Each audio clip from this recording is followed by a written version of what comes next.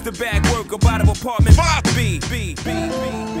You're now tuned into the Apartment 5B podcast, where we chop it up about hip-hop, R&B, sports, love and life. Hosted by Kill.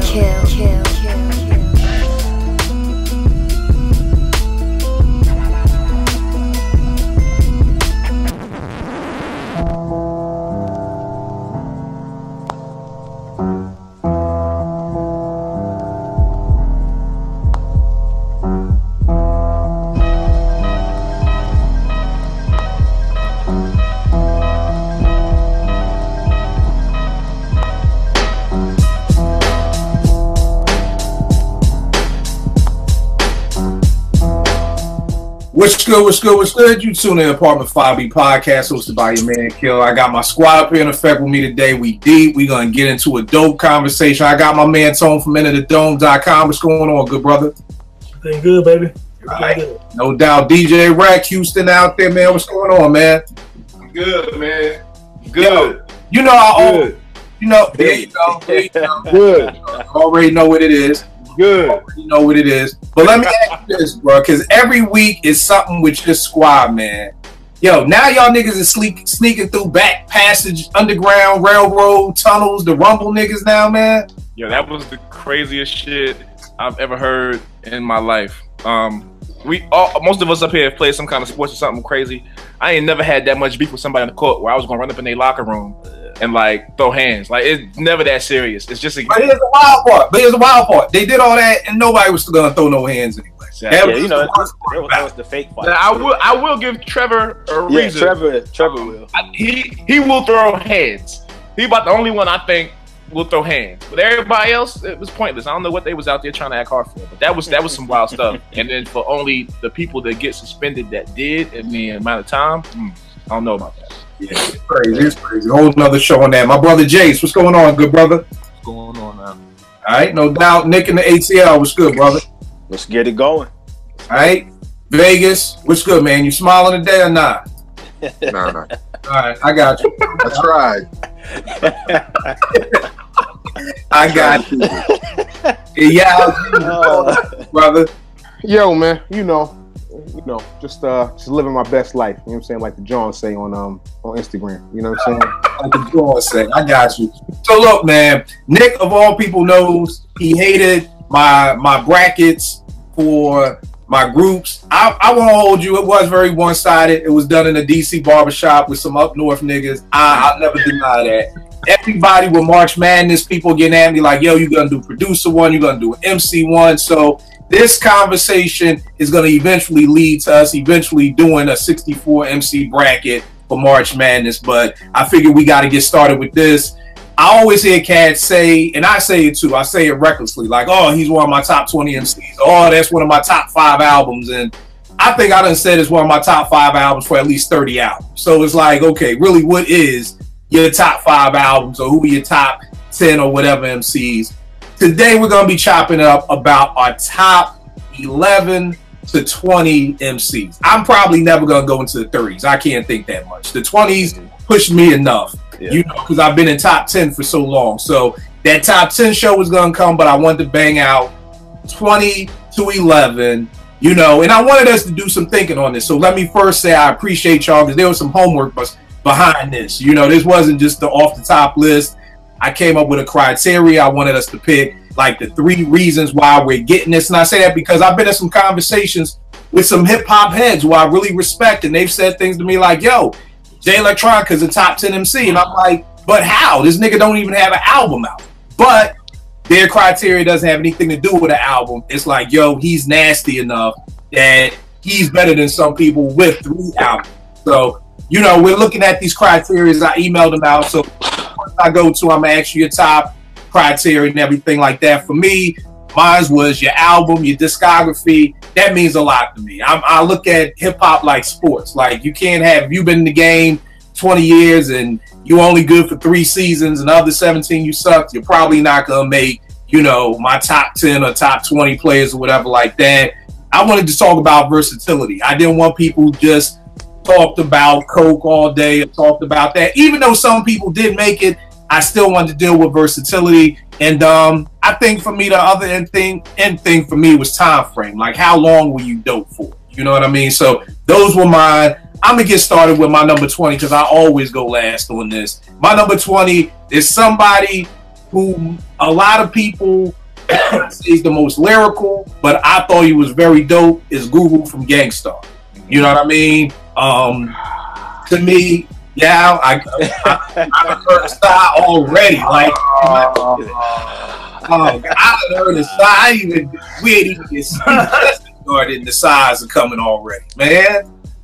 Damn, man. Get a feel on mine then. I can't help it. I'm sorry, I just can't help it. I'm sorry. I understand. I was waiting for you. I didn't know if you was actually gonna say it because I know how you feel about Google. But it's funny because Nick hit me and was like, "All right, Kill, we talking about MCs or rappers or lyricists," and I was like, "Dog, I can't get that deep into it." I'm like, "Look, if you've ever recorded a fucking album, you are in this conversation." You know what I mean? So for me, Guru, 6 Gangstar albums. 2 of those joints are classic. 4 Jasmine Taz albums. The first one to me on a great day is a 5 mic classic, but I would probably give it a 4.5. The second one was dope. What I loved about Guru is, number one, he came out in 89. I was in 8th grade when this dude came out, and the Owners came out in 2003. That's 14 years of a span that this dude was kicking dope rhymes. Was he a lyrical, ninja? No, he wasn't as what I guess Ev would call a lyricist. I guess he would fall in the rapping category for Ev. But I felt like Guru was dope. I never thought he was whack. I never thought in my mind like, yo, why Premier don't dump him and get with Nas? It was never that, quotable lyrics for days. He covered topics from getting robbed with just to get a rap. He made Being in Love sound dope with X Girl to the Next Girl and Love Sick. Just classic joints. And one of my favorite lines, Lemonade is a popular drink, and it still is. DeWick is a banger. Nobody is ever going to hear DeWick in a party and be like, oh, this nigga going to talk about Lemonade. Nobody's ever going to hear Mass Appeal and not rap along with it. Nobody's ever going to do that. So for me, Guru made it at the number 20 spot. Let's go with you, Yao, since you felt so, disheartened that I would name Guru. Who comes in at number 20 for you, good brother? Number 20 for me.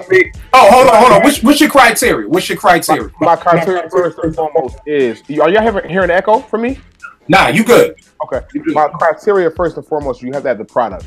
You either have to have the albums, or you have to have a series of mixtapes that's gonna, that had some impact. So that's number 1. Number 2, you got to be able to rap. Now, for me, I know people are going to be shocked when I say this, but for me, you don't have to necessarily have written your rhyme. You have to be able to deliver it, and you have to be able to convince me. Because honestly, I can't take, because of Drake's product and his consistency, I can't take. I'll put Drake in my top 10 because of his product and consistency. People are going to laugh at me or have their feelings about that. Fine. He might not write his own rhyme, but he delivers them shits like he wrote them. So I'll give him that. As long as your product is high level. And third, longevity and impact. I think those two go hand in hand. I feel like if you had a stretch of years where you were either the man or you've had like a long stretch where you've been in the game, still putting out albums, still putting out good product, not necessarily classic product, but good product enough to get you shows, enough to get you noticed. I think that's very important. So coming in at my number 20 would be T.I. Okay. T.I., I've been a big fan of T.I. since his first album. The second album came out, trap music, to me, like I said, I'm probably I'm one of the youngest people on this panel. So when T.I. came out, it was like kind of like a southern dude who had like East Coast swag. So trap music was big for me. Like it also had a lot of soul samples. I feel like at that point, Southern rappers had started to learn the template, and they really wanted to take on the challenge of like being listenable to the East Coast, fan. You know what I'm saying? I think they really took the challenge. Around that time, there was Ludacris, there was T.I., there was Rick Ross coming out soon after that. These guys, I think they had grown up on the East Coast rap, and they really wanted to like at least invoke some of that in their rhyme to be respected from New York, and I think T.I. did that. He's got great albums. Trap music is a great album. Is it Grand Hustle? I'm not sure. That's the name of the album. I can't think of the name of the album. It's the third album, but that was a great album. He's put out T.I. vs. T.I.P. is a good album. The last album he put out last year, which I can't think of the name of right now, is also a great album. He's had the consistency. If we're looking at it right now, it's been like 13 to 14 years that T.I. has been making music and still has had music on the radio. So I think he deserves a credit from that, also being from the South. And also, like I said, claiming himself as the king and nobody challenging it. I think that has a lot to be said for that. So, you know, T.I. number 20. All right, no doubt. Vague, what's your criteria, good brother?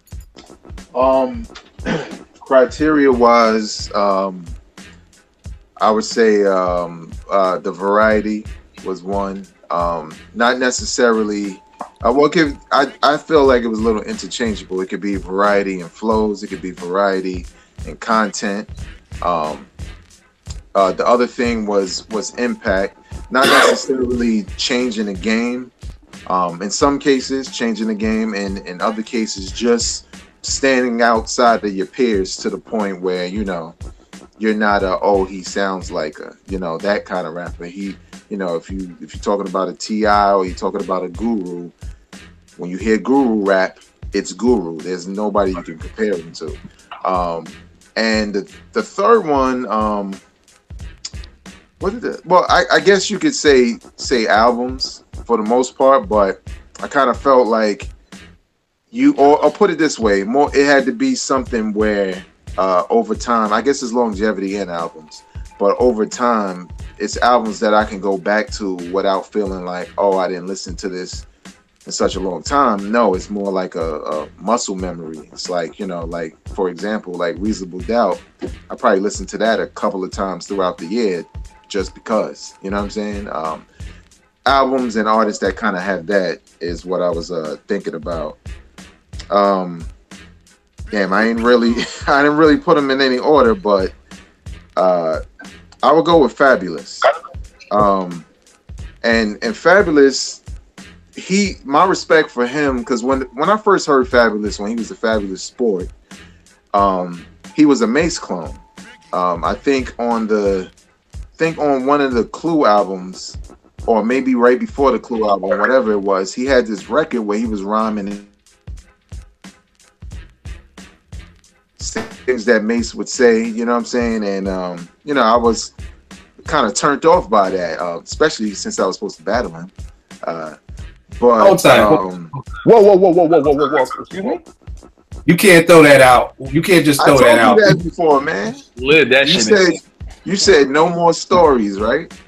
So man. Nah. Hey Vegas, nah, bro. Hey Vegas, we need that story, cuz. You supposed to battle Fab? I told you this. I said this on another podcast. You never said this one, bro. Your story always belittling our hip hop hero. So you've never told me. Nah, telling the truth about your hip hop hero. Right. But that's why I was saying what stories. Yeah. All right. Well, you know, back in whatever year it was, probably late 90s or whatever. As some of you know, I rhymed and shit, and my man Jay, you know, he's from Brooklyn, and his cousin, who used to play for UNLV, used to be saying, you know, his man was nice, and Jay was my man, and he used to be bragging about me, saying I was nice. So one time I was at Jay's crib in Crown Heights, and his cousin was there, and you know, Jay was like, yo, go get your man, you know what I'm saying, what's his name? And he was like, his name is Fabulous Sport, right? So I'm at the point, you know, back when I wasn't retired, where I'm like, go get that nigga. You know what I'm saying? Whatever. It never happened, but Fabulous Sport, Fabulous, that's who it was, because he was from Brevoy Projects, and that's where Jay's cousin was from. So it was going to happen, because I was with it, but it didn't happen. And I'm not saying anything like, yo, Fab didn't want it, no shit like that, because that's not true. But it just didn't, you know what I'm saying? But that's why I referred to him as Fabulous Sport. But when I heard that record and he was rhyming like Mace, you know I was overconfident at that point. Like, oh, nigga, you're not going to come in here rhyming like that. You know what I'm saying? But obviously, over time, and I'm talking about quick time with Fabulous on the mixtapes, once he dropped the Sport from his name on the DJ Clue mixtapes, killing them with the freestyles. You know what I'm saying? Like, I mean, cats think he nice now. He was nice back then before he had an album out. Now, album wise, he has an album here and there that I like. He's never really had an album where I could say, yo, Fabulous has a classic, but ironically, he has classic mixtapes. You know what I'm saying? But I always feel like looking at this Freddie versus Jason album, like, this is a dude that doesn't get a lot of credit, and I'm impressed every time I hear him because he does not slow down. You know what I'm saying? And he's done different flows. He's rhymed over different beats. He does the R&B, you know, rap on the joint, make the joint hot or whatever. Fabulous is kind of like what Jay-Z used to say Memphis Bleak was going to be, but Fabulous is more of that. To me, Memphis Bleak was cool, but Fabulous is more of like an extension of a Jay-Z to me than anything, because this dude has been hungry for years. You're talking about late 90s, and he's still doing it on a high level. So, yeah, Fabulous was never like somebody I would put my top 20, but he's there now. You know what I'm saying? So, no doubt, I can't be mad at that. I mean, to me, he killed that Jason and Freddie joint. You know what I mean? So I didn't expect that, but I feel you. Hey, Kill, real quick, can we talk about that polo hoodie you got right there, brother? I need dibs on that, man. You know what I'm saying? I need that joint, bro. We gonna talk. Before we got started, me and Jace was just talking about this Snow Beach thing, man, and going on. So yeah. Well, B, you gotta come out here and go shopping with me, man. My plug out polo outlet. It's stupid. I'm coming through. I'm in there, bro. I need some of that work, man. I need some of that. No doubt. Nick, what's going on, good brother? What's your criteria and who's your number 20? Mine's is kind of different for each one. We 7 deep, so I'm keeping mine real short. Too short is my 20, mainly because I think he has like a distinctive voice, like Vegas was saying. When Guru rap, it's Guru. I know Too Short is more of a rapper than the lyricist too, so I don't want people getting mad at me about that when they watch it. But you know, he kind of helped put the independent hustle, the independent to the major label move in motion out in the Bay. And to me, he got classic albums. If you know, I know he got the Triple X raps, he got the Rags to Riches raps too. That's Too Short is my 20 for those reasons. Right. Longevity, because he's still putting out music within, you know, the Bay Area movement, even though it's not nationwide like it was in the late 80s through the 90s. All right, that's what's up. Jace, what's your criteria, good brother, and who's your number 20? Man, this was really difficult. So I'll say this with my number 20. I justify my number 20. He didn't have a long catalog, but that was due to the era he came in. So you have to be able to transcend eras, one, in my opinion. You have to have lyrical capability, two. And I'm big on stories, man. But at number 20, I got Melly Mel. Who? I think he changed. Who'd you say? Melly Mel. Oh, Melly Mel. I thought you said Molly Mall. I'm like, nigga, we on the right show. Molly, baby. When did Molly start? All right, Melly Mel. All right. That one verse on the message, man, changed a lot, man. And also, he did on B Street, super rapping as well. He had a couple joints, man, but back then it was not as easy to pump out albums as it is now. And even if you can pump out an album, can you pump out a dope album? So, but anyway, number 20, Melly Mel. White lines alone, man. Don't even get started on white lines. So that right there, ain't nobody mad at that. DJ Rack, what's your criteria and your number 20, good brother? So my criteria is hold on. It is discography, albums. It doesn't have to be long. You don't have to have a 15-year career, but you gotta have a solid span of at least 3 albums. 2 to 3 albums that where we can say, okay, this cat was doing something. Lyrics, definitely. You cannot come in this game and not have no lyrics, period. And I'm going with originality as an MC, man. All right. That's big because that's lost in 2018. So my number 20, Special Ed, man. In my opinion, I think he had the dopest 1 and 2 albums as far as like back-to-back albums. You know, you get your freshman album, your sophomore album. I think those were 2 of the dopest releases, especially at a time where everything was dope. You know, came out 88, 89. Youngest in Charge, and Legal, which I still think is probably one of the most underrated albums in hip hop. Yo, Legal is slept on, dog. I don't know if it's an album with him trying to be a model or whatever, but yeah, the cover threw people off. It was dope. It did. But you gotta remember too. That's how we dressed. So the cover, in my opinion, the cover shouldn't have threw nobody off. We all dressed that way, but not down south. You was. Hey, look, man. But we talking about special ed. You gotta remember, he bust you with a 16 and he take your bitch. So I mean, you can't judge him based off what he had on. You know what I'm saying? But I think Legal is grossly slept on.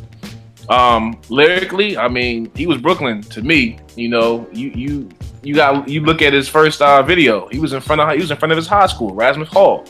You know, you don't see that often anymore. I think his bars is timeless. I think he got some timeless quotes. You look at the Crooklyn song, Think About It, I Got It Made. Consistency, I think he got lost in the shuffle between the 88, 89 years and the 94, 95 years. I just don't think he was able to transcend what he was talking about. And that's one of the reasons why I didn't put him down as a versatile MC, because I don't think he was that. I think he was what he was. Also, when you heard him, you knew it was special ed. Like, it wasn't yo, was that special ed? Like, you knew that was special ed when he started spitting. So I got special ed at number 20, man. All right, no doubt. So, what's good brother? What's your criteria and who's your number 20? All right, mine is going to be Criteria's album and work, songs, albums, what have you. Lyrics, I'm a big lyric person, man, like rhymes, flow. And I do want to add one more in real quick, stage performance also. That's real important to me. Playing the actual because he could be anywhere between 11 and 20. My number 20 is Busta Rhymes. Okay. I think about Busta Rhymes, he has everything an MC could want. He has the voice, the flow, the stage performance. He has the work. Yeah, he'll kill you on the feature. I mean, this dude started out in 1991 with Leaders, and then he get on Scenario and become a star. After that, Anticipation, what have you, that coming album come out, big singles, killing the video scene. He probably changed the game for rap videos. He took it to another level with like almost watching a movie. You know what I'm saying? And then real talk, Busta can spit. He's an underrated lyricist. You know what I'm saying? It can go toe to toe with any MC. Shout out to High. Yeah, no doubt. No doubt. And, so he has it, man. So I say Busta could be anywhere between 11 and 20 to me, but the show, man, I'm gonna go ahead and number 20, Busta Rhymes. All right, I ain't mad at Busta at all, man. Coming at number 18, I got my man, the Abstract Poetic, Q-Tip. You know what I mean? Talking about 6 Tribe albums, 2 of them are classic to me. With Low and at Midnight, 3 solo albums. You say 19. 19. Okay, sorry. Oh, no. 3 solo albums. I ain't never really been in love with his solo stuff like that, but I think, for a while, Tip was, to me, hip-hop's Fab before Fab. And what I mean by that is, like Vegas said, Fab, if you look at Fab guest verses, this dude may have over 100 guest verses. Oh, it's more than that. Definitely. Not to interrupt, but Vibe magazine years ago put out an insert with just Fab's feature verses, and it was like 3 pages long with 3 columns in each page. And that was like 8 years ago. You know what I'm saying? Yeah. Fab? Bruh, nah. Nah, I feel you. And to me, that's what Tip was in the 90s. Like, everybody had a Tip verse in the 90s. He would always kill it to me. You know what I mean? He had the ill voice. Like we've all been saying, when you hear Tip, it's never know who's rhyming. You know it was Tip. Anytime I saw Tip featured, I was interested. After we found out he was the one doing the beats, if I saw produced by Tip, I was interested. You know what I mean? So, Tip guy coming in my number 18 spot. One of my favorite quotes from him, of course, the record companies are shady. Industry rule number 4080. I think that's one of them quotes that people will just be using forever. Anytime anybody to me talks about the record industry, they come with that one right there. And to be able to say that and you on Job Records, that's some old shit you say when you off the label. Like that's like talking shit about your wife and she in the room. Like you got some, just don't like. So to be able to say that, you know, and you on Job, I was like, okay. But yeah, number 18 is Q-Tip for me. Yeah, who's your number 18? I was gonna say Fabulous, but you know, Vegas already went there, so I'm gonna go to 18. But let me just say a few things about Fabulous. I think also, like we said, the feature verses are a thing that he does. He's got 2 classic mixtape series, and also he's also like a top 5. He's arguably a top 10 New York City rapper of all time, and that says something to me. You know what I'm saying? That still means something to me. So Fab. But I'm gonna go to I'm 18. I'm gonna go to DMX, man.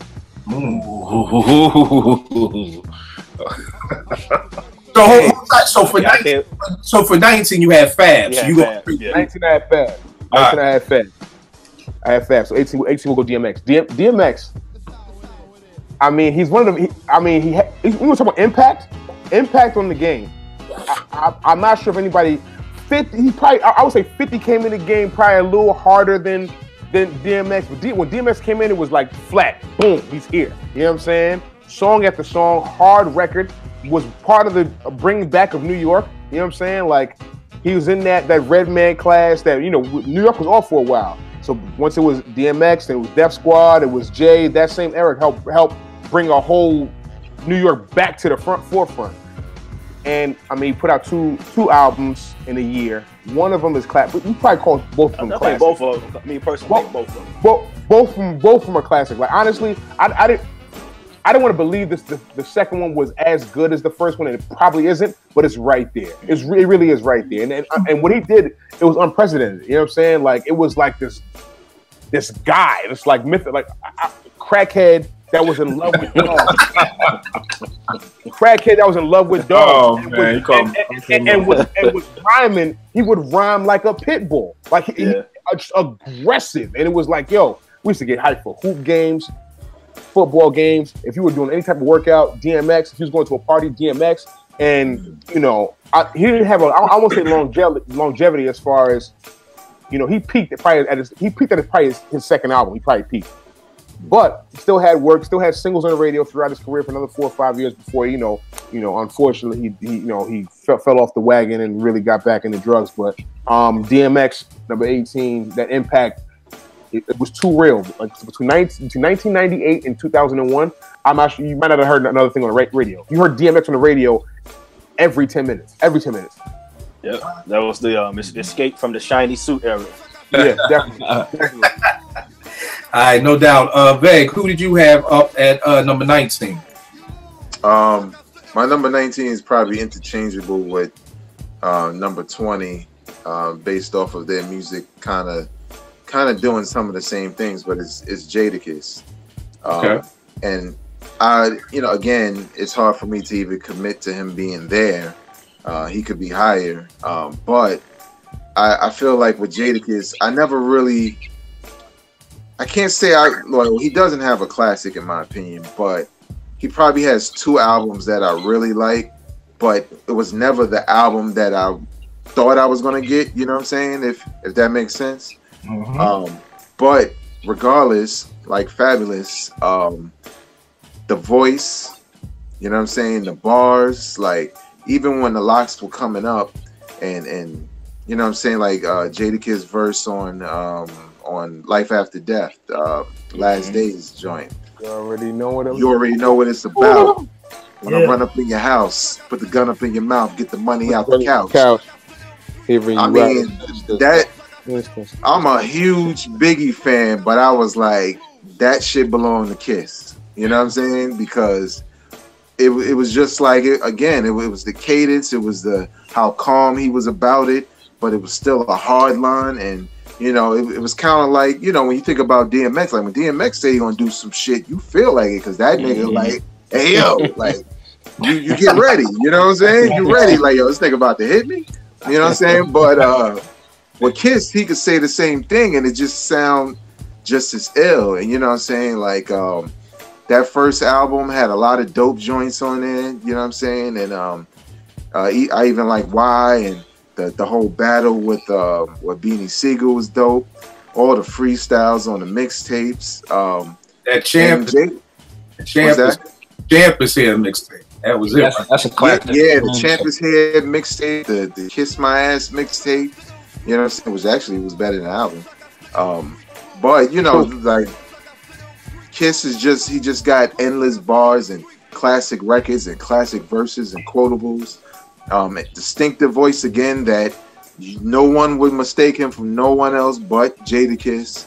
And what I meant to say about Fabulous in regards to impact, and same thing for Jadakiss is, you know, God forbid, but if they were to pass away or just say they're not making music ever again, and people go back and listen to all of that, because that's what people tend to do, then they kind of underappreciate it in a lot of ways. I think a lot of people say Jadakiss because we know he's nice, but then when you really go back and look at his body of work and verses and stuff like that, you know, that dude put a lot of shit out there that just went over people's heads, you know what I'm saying?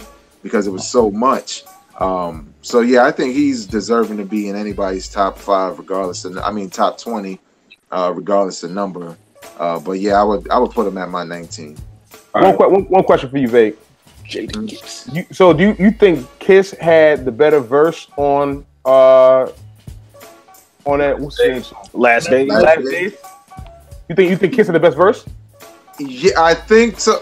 Like if you start saying some of the other verses, I might have to think about it. But that intro with the beat, that shit get me every time. That beat breakdown too helped it out too. The way Ham did that. It did. Yeah. But I think Big comes on the verse and says, I'm not even gonna get to it. But listen, we should do a show on who got who on like. I think you did that already. You did? We've done a joint like that. You be out all over the planet, man. I'm fucking with Rex. I would say Big had the better verse. Go blame it on me. But the fact that Jadakiss was new, yeah, like that was my introduction, because that was before Money, Power, Respect, right? Yes. Yeah, definitely. More yeah. So like, who is this young cat spitting like that? So that kind of give you that like. I wouldn't be mad at somebody giving him the edge on that track, but I know what you was gonna say with the Big verse.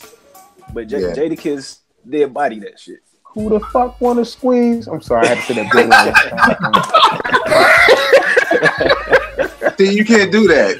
You can't do that because then the Brooklyn start flowing through my veins, and then I change my answer. Like, you know what? Fuck that. Big is better.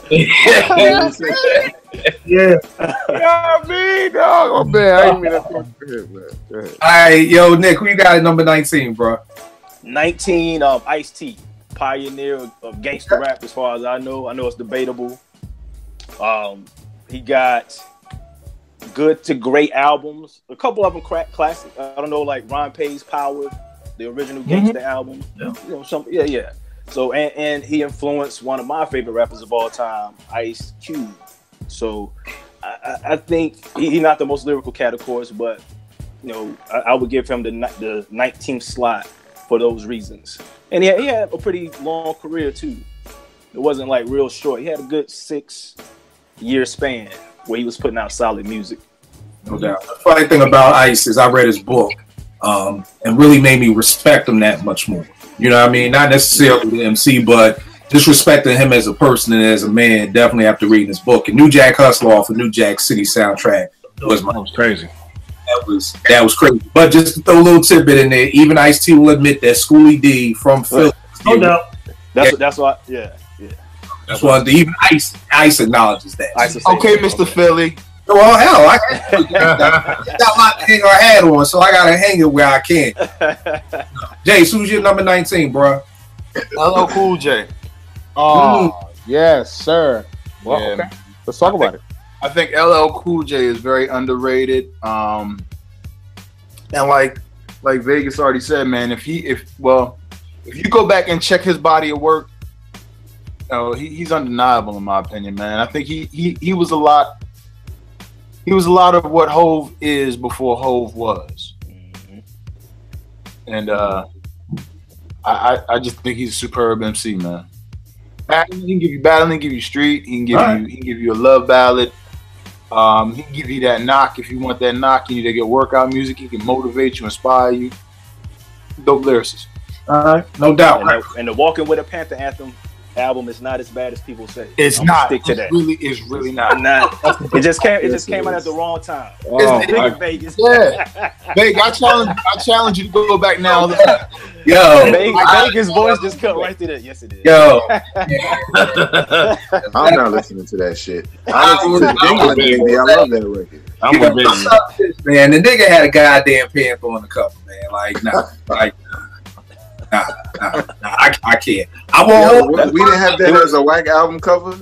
We didn't have that as a whack album cover. We had that as a whack album cover. We put it next to whack album covers. This nigga thought he was my whack. That's what happens at I Need Love. And that money, man. He was in LA.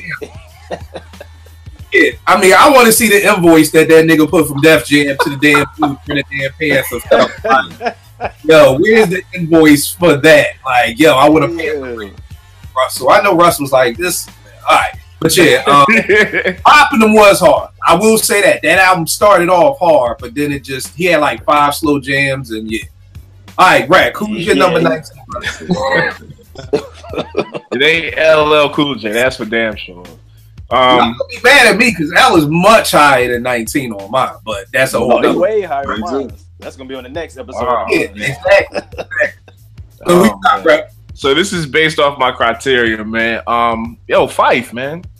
And it's for reasons that people don't think about. So when People's Instinctive came out, you had no clue that the nigga was in the group. Yep.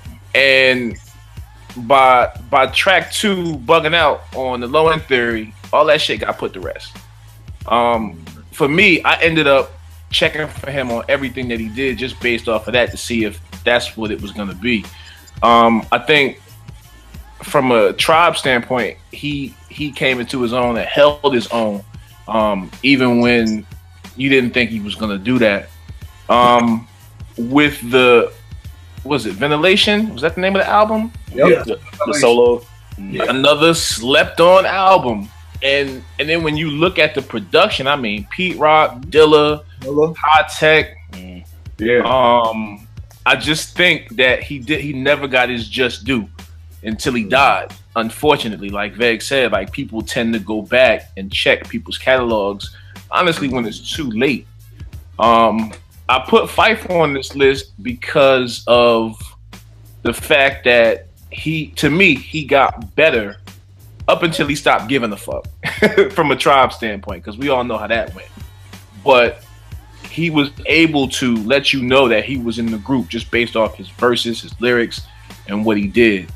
So Phife is my 19. All right, no doubt. So who you got 19? 19 of my man Sav, DMX. And just to be short, X is another one like Busta. He could be anywhere between my number 11 and number 20. I mean, X's career speaks for itself. And even though he had 2 dope albums at the beginning, I actually like, and then there was X in the Great Depression as well. Solid joints on it. He still showed the same passion and emotion on the tracks. He had street bangers, club bangers. He always killed features. Stage presence was always very dope, especially early on.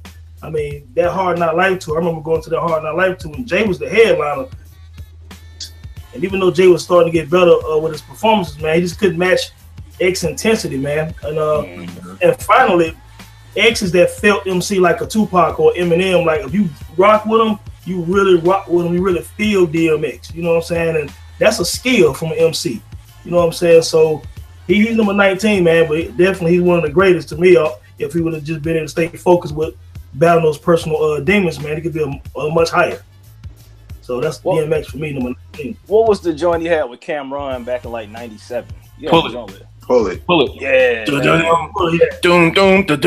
Yo, that song was never released or mastered or mixed. No, and it's travesty. It's an absolute travesty. Well, I mean, it wasn't meant for anything but what it was. Bro, that should have been on Cameron's album. That should have been on Cameron's album. Confessions of Fire should have been on there. Right. Who was you going to say one thing about DMX? What was you going to say, Bang? Nah, I just wanted to add a little bit to DMX, just because every time I hear it, I'm not trying to pick sides and shit, but DMX on Money, Power, and Respect, man, every time that nigga verse drop on that record, man, I'm like, God damn, that dude he took that shit. He did. His song. His song. You know what I'm saying? His song. Made it his song. He beats it.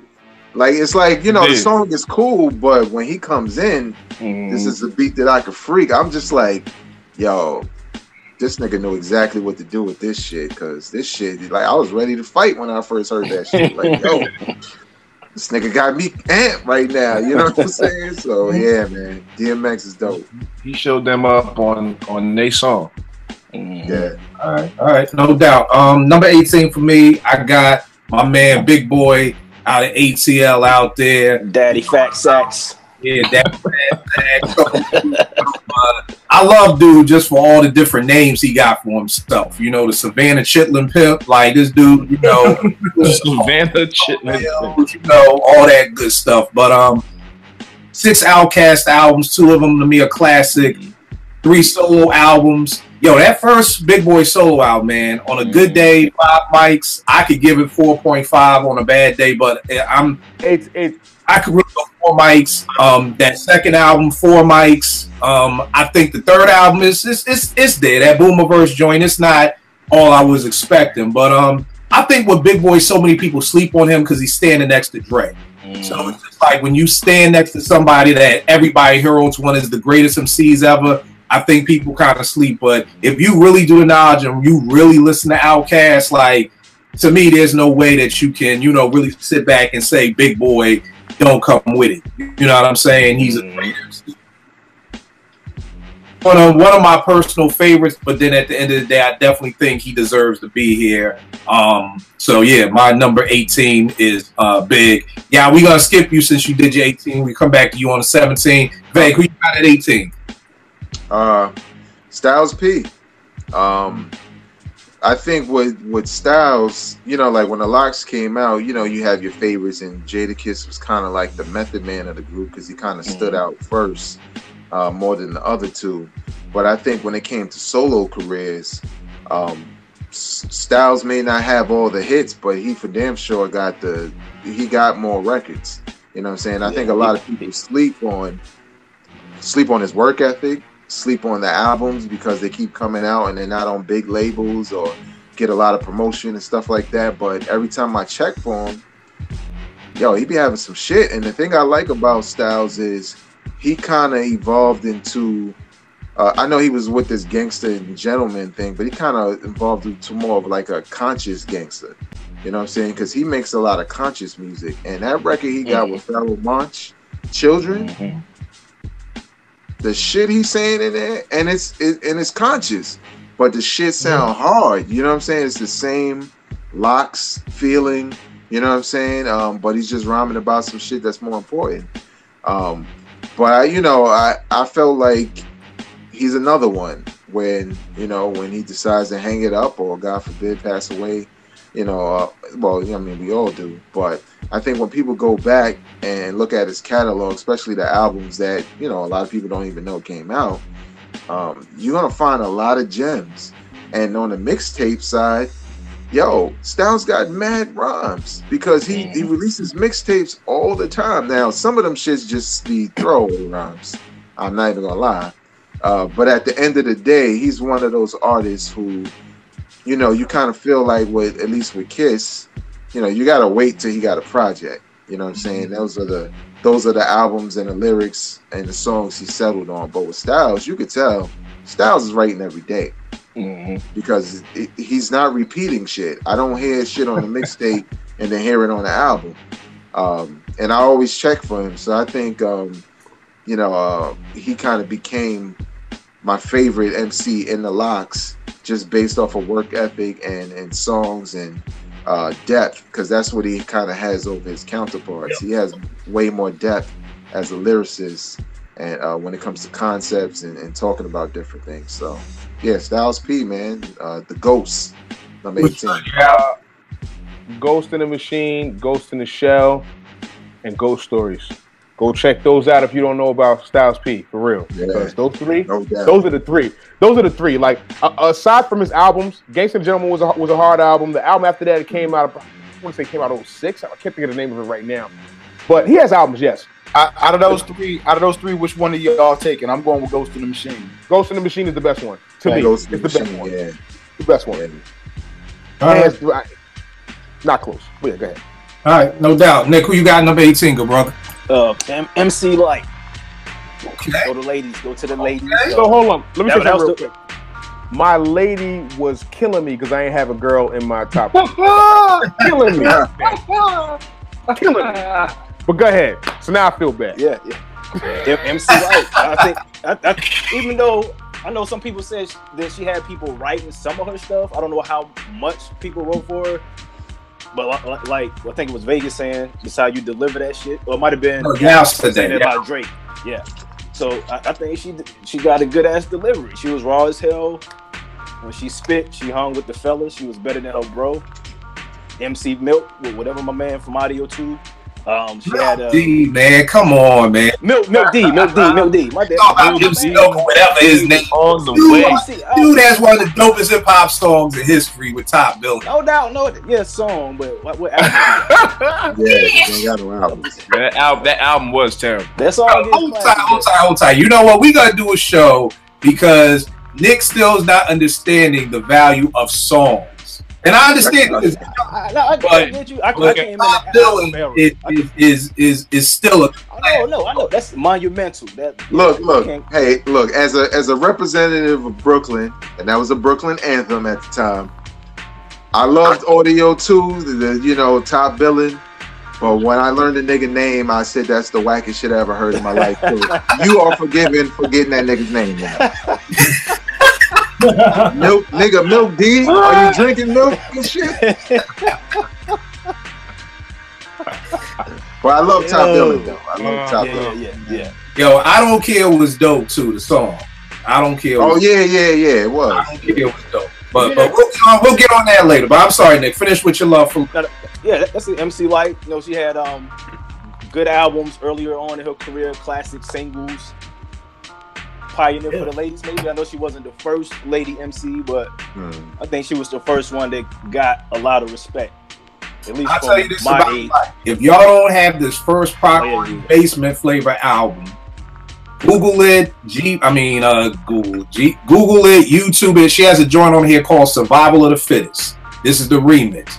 You're talking about MC Lyte spitting for like 75 bars. Like some crazy, like, yo, this is it right here. This is some old, the joint she had with that's on here, I'm Not Having It, with Positive K. Yeah, that was dope. Dope back and forth joint. So I'm with you, Nick, on that MC Lyte. That's dope. MC Lyte at 18. There we go. Excuse me, miss. No, I'm not having it. No doubt. Hey, so you got at 18, good brother. Jay, so you got? Oh, I couldn't hear you. I got Fab for all the reasons that Vegas and Meow echoed. The Soul Tape series, phenomenal mixtape series. I just wanted to throw that in there, but yeah, I got Fab at 18. And I will say this about Fab too. The thing that I respect about Fab is that he's done what I've always said. I wish more cats would do, like a Jay-Z. Like, I get it. You got to pay your bills and all that, so you make them albums. But give us something over here, and that's what I respect about him, is that he gives us the soul tapes, which is really dope. And I just don't know why more artists don't do that. Like, I get it. I'm not even, like, that's how I am with Kiss. Like, I'm not even checking for a Kiss album. I'm just good with the mix. He sprinkled some on the albums too. I mean, yeah, but He sprinkled some. I mean, I know you got to move the units, but there'll be some gems on the album too. Yeah, true indeed. Rec, who you got at 18? At 18, man, I was torn, man, and I still am kind of torn, but I'm gonna go with it, man. Method Man, only because of his appearances, honestly, outside of the Wu, man. He was able to keep his longevity going outside of the turmoil that was going on in the Wu, and it wasn't classic albums. But it was just, he kept himself relevant in his lane. As far as the style is concerned, I mean, he's able to switch his flows, switch his styles. You know, I think he's one of the best at that. But he's getting to a point now to where, and I don't know if anybody's checking for him. You know, I think Ghostface has taken his crown when it comes to Wu members. Him and Ray, as far as Wu members who are stepping up to the plate and doing that and have done it. But as far as who was there first, I gotta go with Meth, man. I'm sorry. All right, hey, I ain't mad at Meth. I ain't mad. Yeah, I'm not, but I'm still torn, man, because I'm a huge Ghost and Ray fan, and I want to put them there. They get the nod before Meth, yo. Come on now. And I'm not saying you're wrong. No. This Rex list. I'm not saying you're wrong. I'm not saying you're wrong because it's an argument as to why. But so hold up though. Based on the criteria, he was there first. But longevity, they get it. You got a point. You got a point. Like I said, I'm torn. They start throwing out the little joke. I sat here for 20 minutes trying to figure out what I can do. No, I said you threw out the little joke on him. You said his criteria don't match up with what his picks are, man. He called foul on you, right? It's all good, man. Sometimes, you know, cats call foul on you. You just got to hit the game-winning shot on them. It's all good. Okay. It's all good. I've been there before. It ain't nothing. Here you go. Touche. All right. Yeah, exactly. All right, so who you got? Who you got at 18? Couldn't hear you. Me? Yeah, Tone, on you. I have Chuck D at 18. I don't think you can have a top 20 MC list without Chuck D. He's like the civil rights activist for hip hop. You know, he's the first. After Mellow Mel did the message, you know what I'm saying, and took it there. Chuck D and Public Enemy took it to a whole nother worldwide level. Since 1987, since Yo Bum Rush the Show.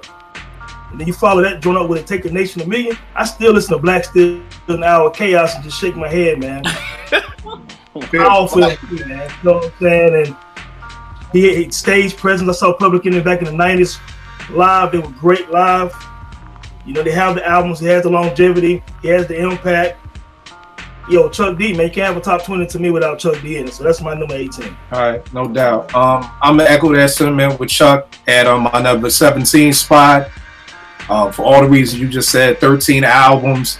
To me, It Takes a Nation of Millions is a classic. To me personally, it's my favorite hip hop album ever. The second one, Fear of a Black Planet, I give a strong 4.5. To me, he's the greatest voice in hip hop. You know, Chuck just was there. When he spoke, you listened. It was what we already said about other MCs like you. When you hear Meth, you know it's Meth. But when you heard Chuck, you listened. You know, and the fact that Chuck could take at a time. You know, again, with the help of things going on at the Latin Quarters, because I used to give Chuck all the props, and then after reading about the Latin Quarters, I heard, you know, it kind of started there first from taking gold rope chains to African medallions. He took, I think, even if he didn't start it, he helped take that across the world, because that was the Latin Quarters, that was in New York. You know what I mean? But for me in Philly and for people everywhere, I think it was kind of like, okay, put away your rope chains. Take off your four-finger rings. Let's get these African medallions. Let's get this Malcolm X reads. Let's get the autobiography. Like, I mean, just anytime I see the Fight the Power video, and just seeing the people that he had out there, you know, those weren't just the righteous people. That was all of Brooklyn and all of New York that was there for that Spike Lee shoot, for what he did with the Fight the Power. And the thing that I love about him is he stayed true to his roots. You know, he came in, and a lot of times people don't understand. I want to say Chuck is maybe pushing 60. So he 57. Was like late 20s, yeah. I was a shorty, you know what I mean? So that's why he was kicking that knowledge, because he had that knowledge. You know, he was older. He wasn't no young cat. And that made me respect him even more, that you're not a young cat, but you're headlining these tours with young cats. You know what I mean? And they respect you. So, and I've always said it, people who know me, know this or watch, I didn't sell drugs because of Chuck D. Like, it's literally that simple. And what I mean by he stood by it, I felt like he brought in that black movement that everybody jumped onto. And when people jumped off, because people forget, Tragedy used to be the intelligent hoodlum. You know, and Gaddafi, you know, he went from arrested president, he the drug dealer, to becoming a fucking drug dealer. You know what I mean? So Chuck just stayed his course. So definitely 17 Chuck D for me. What you got there, Vag? I know you pulled something out. Huh? Oh, I thought you pulled something out. I thought you had something. I know you being in Brooklyn and you wanted to be and do the right thing. I thought you had like one of the big or something. I saw you go. I thought you was reaching for something or something. Nah, I was reaching for some covers. It's cold as shit in this basement. That's why you ain't see me neatly fold that shit on my legs. I thought the covers were one of the. I was like, yo, baby, fight here with the Fight the Prowess with Brooklyn. Well, yeah. I was there during the Fight the Prowess video because the Do the Right Thing was shot around the corner from my block. So as a kid, you ain't never been on a movie set, so I was out there all the time. And I remember that day, you come outside, you like, where the fuck everybody at? And that one person is like, yeah, Public Enemy shooting a video around the corner. So I was like, I ran down there. But I'm not in the video because, that's when you realize, damn, videos take a long ass time. I just went home and shit. Like, like fuck it. When y'all gonna play the record? No doubt. Yeah, who's your number 17, good bro? Beanie Sigel. I'm not mad at that. Beanie Sigel. Broad Street Bully. Beanie Sigel to me, with maybe Styles P can compete for this tie, but I feel like if I had to choose one, the best hardcore lyricist, it's either Beanie Sigel or Styles P. And today, for me, it's Beanie Sigel. First of all, if you look at that backstage footage from the J movie, I mean, he came up there and spit about 30 bars a cappella, entire arena. You know what I'm saying? Mm-hmm. It was that voice. It was something that, I mean, I'm biased, and because I have so much love for Philly. You know what I'm saying? Like I grew up. My upbringing is Philly. My musical upbringing came from Philadelphia. So when Beanie dropped, it was like, yo, who is this fat, sloppy gangster nigga that he'll punch you square in the mouth at any moment? Like, who is this nigga? You know what I'm saying? And these rhymes, I mean, listen, the rhymes, it was just like, yo, it was just different. He was invoking like the coke and the guns. It was just like, and it just sounded hard. Everything he said, you believe. Like, put a broomstick up your ass. You like, damn, see, goddamn boy, like, chill out, like, you know what I'm saying? Like, bruh, like, you wild. You know what I mean? Becoming is a great album. He's got great product. Becoming is a great album. The Truth is a pretty good album. He's also got that classic mixtape. I can't think of the name. Probably number one. Classic mixtape. Classic mixtape. And like I said, and also was frontline for the best label in like that era. So he was a frontline guy. Like, without anybody had any beef with Jay, you gotta come see Sieg first, and Sieg was gonna air you out every time. Mm-hmm. Beat Jadakiss in the battle. I think that's common knowledge. People try to argue it, but it's just not an argument for me. If you know what, but the funny thing is, we doing a show about that because there's some joints that I thought that was common knowledge that ain't with some folks. So that's the show. Okay, all right. But book me for that, please. I'd like to be involved with that show. Thank you, sir.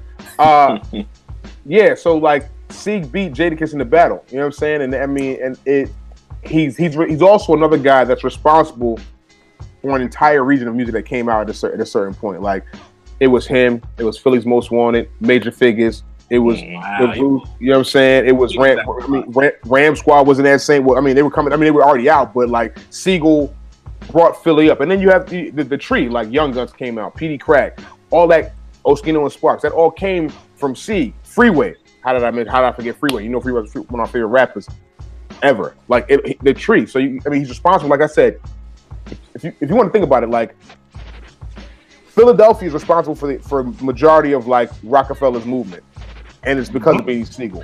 Mm-hmm. It's because of Beanie Sigel. No doubt, no doubt. That's the topic for a whole nother show. One more thing about Beanie. I think I may be one of the few people that prefer the second album over The Truth. What was it called? The Reason? The Reason. I didn't like the first album. To me, I didn't like the first album either. The first one had one song on there, The Truth. Yeah. That was the only song I liked on there. That was probably one of the most disappointing albums for me, because coming off of that verse he did off of the Belly soundtrack about Monopoly, I was all ready for Beanie. I mean, just creative shit like Daddy was doing, like Monopoly, and like even when he started switching his flow, started fitting. I don't even know how to explain it to y'all in rap terms, but it was like he'd fit like 3 bars into a 2-bar stretch. You know what I'm saying? That was his shit. You know what I'm saying? I'm not sure if you understand what I'm saying when you count bars. You know what I'm saying? He'd fit 3 rhyme patterns into 2 very creatively. Like I'd never heard it before because I'm studying this shit all day trying to become great. I'm saying when I'm 19, 20, 21 years old and he's doing this, I'm like, yo, how'd he do that? But that's his own shit that a lot of people he's not gonna get credit for that because I don't think people delve into the actual the technician of a rapper. You know what I'm saying? I don't think people delve into it. On the Roots album that Adrenaline. Stupid. So, I mean, dog, he's on a Roots album in 1998. He's on arguably the greatest Roots album that came out. At least the most acclimated Roots album. Yeah. You know how that happened? Malik brought him through the crib. And he heard him spit, and they was just like, yo, we gotta put this nigga on. Like it was like Malik brought some big nigga through, he rhymed in the cypher, nigga, you coming to the studio. And that was it. We gonna move on, but one of my favorite Beans joints, I always say it, I'm built for the truck, but I look good in the cool. Like fresh fitted, some boots, the army fatigues, but still I rock the shit out of suits, man. I tell you, man. Yeah. Vague, number 17 for you, good brother. Number 17, I got Tupac. Okay. Damn! I wasn't. Hey, look, there was a point in time where the nigga didn't even make my list. Listen. I listen to Vague talk all day, bro. Vague, I feel you.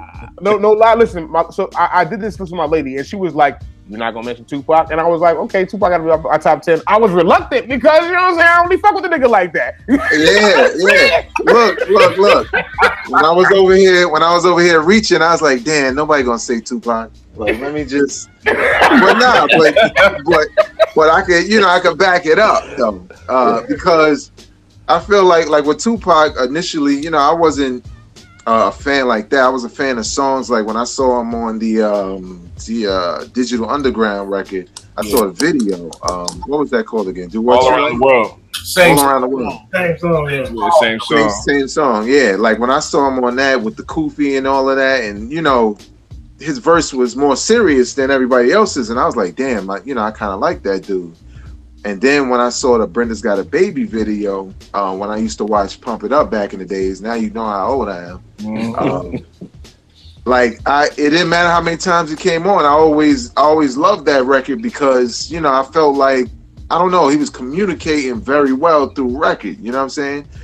It wasn't about style and lyrics. It was I felt like he was teaching me something, about abortion, and how many cats were talking about shit like that. Niggas wouldn't waste a single on something that serious. That wasn't a common. Well, maybe Chuck D would, but it wasn't a common thing to do, especially for a new cat around that time. And over the years, I like certain records, like I Get Around, of course, and Keep Your Head Up, but I was never really excited for an album until I heard All Eyes on Me, and I was literally like, yo, I think I like every record on this shit, and and I bought it, you know what I'm saying? And like Tupac has the impact, he has the albums, he has the concepts. You know what I'm saying? He could be like, you wonder why they call you bitch in one record. Next record, he like keep your head up.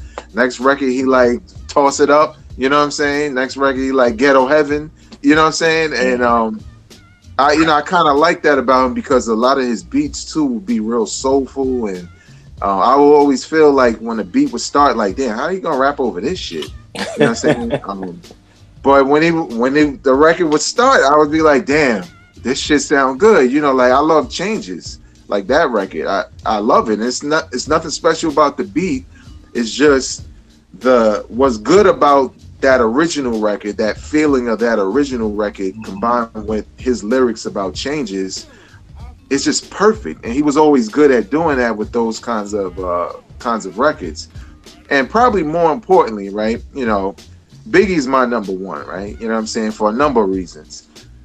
But the first time I heard Hit 'Em Up, when I was in downtown Brooklyn, in Beach Street, and this is going to be in my book, by the way, but the DJ Goldfinger, like, put that shit on, and all like, you know how it starts, right? You know, all you hear is like, no friends.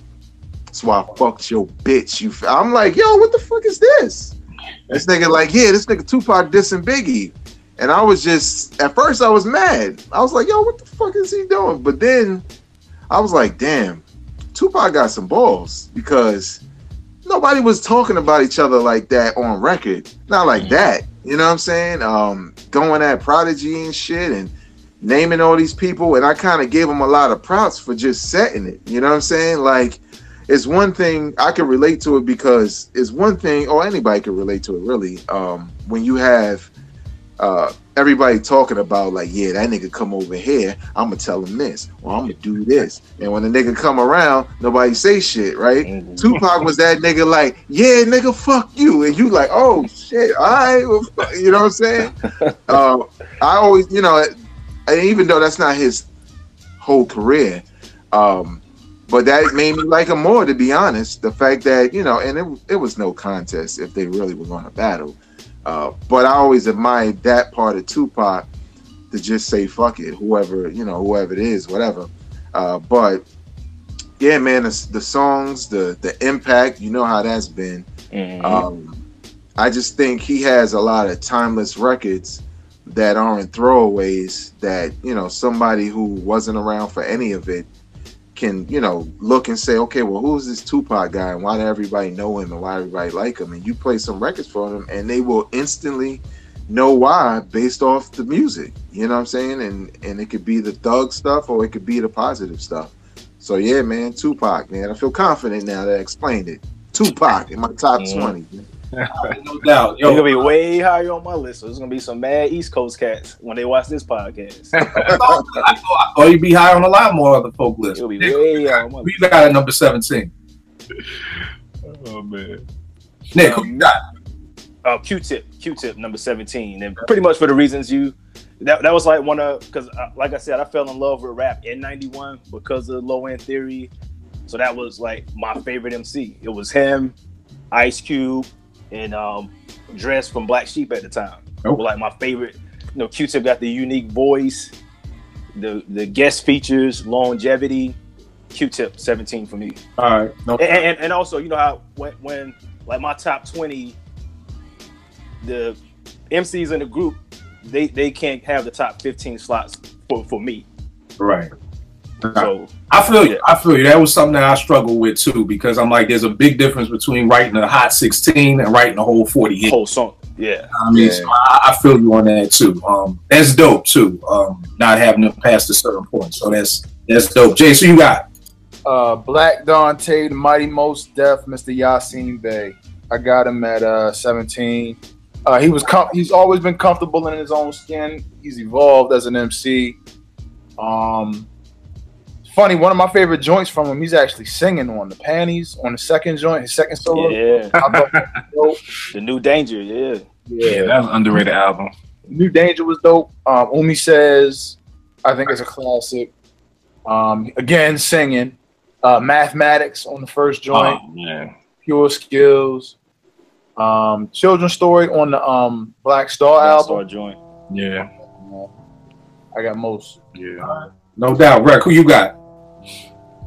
I'm gonna go West Coast, man. I got Snoop, man. Snoop right. in the game.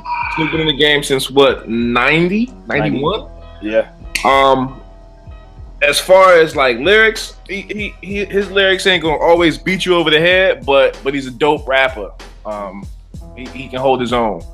And then he fell off for me, I say in the 90s with the Death Row era and all that stuff. Like after, you know, stuff started to go bad, and he went to No Limit. Yeah, No Limit. Yeah. But after he was able to dig himself out of that, man, I think he was able to sustain and come back. You know, he was able to transform himself too, because you figure you know, you catch a murder case and then 20 years later you in the homes of America like it never happened. So, you know, that's a big thing. But Snoop is on my list, man. All right, no doubt. Who you got at number 17, Tone?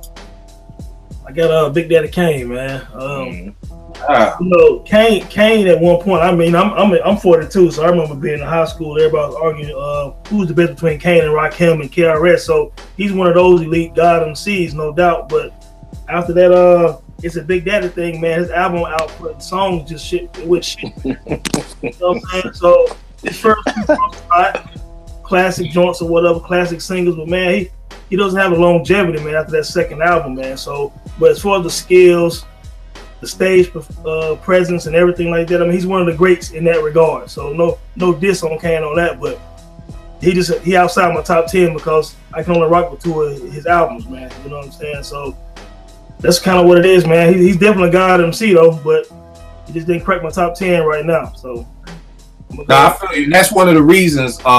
When me and Vague was up at Strictly Hip Hop, we had done a show about classics, and I think that's the thing that really got me looking in the criteria, because once you start seeing people's criteria, there's really no need to debate about it. You know what I mean? So if longevity is one of your criterias, I definitely see how Kane doesn't make it. You know what I'm saying? So that's why I wanted us to kind of talk about what our criterias are, because we all have different criterias. Because I know if I had somebody else on this show, they'd be ready to argue with you for the next 2 hours over why Kane ain't top 3. But once you say your criteria, there's really nothing to argue about. And I ain't mad at that either, though. Like I said, Kane could be anywhere between 3 and 4 and 20. Yeah. I mean, I don't think you can have a top 20, truthfully, without Big Daddy Kane in it, but that's my opinion. Right. But that's what I'm saying, because that longevity, that's what me and Nick talk about all the time, of why people hold him in such high acclaim, and he only had 2 dope albums out. You know what I'm saying? So he was definitely dope.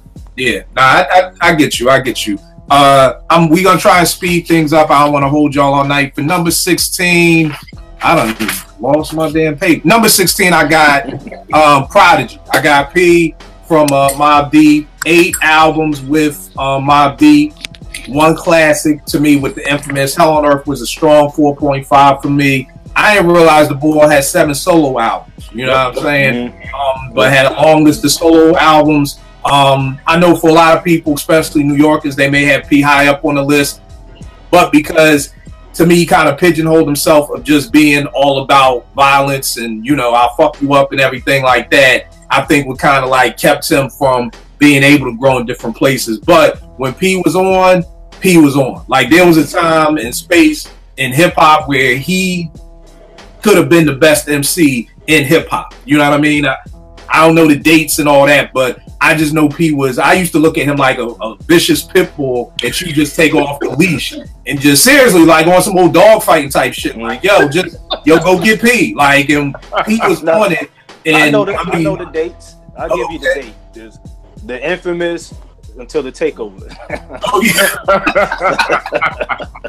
The grand opening, grand closing. Well, yeah, there are those dates. And between the infamous and the takeover, that dude was like how Vague was saying with Fab, like, go get your man. Like, I'll put money on P. And some of my favorite quotes from him, I live my lifetime in between the papers lines. Like, the whole entire Quiet Storm rhyme from beginning to end is just at a whole nother level, like on some old God level, looking down at the rest of us peons, because he just spazzed out on that Quiet Storm.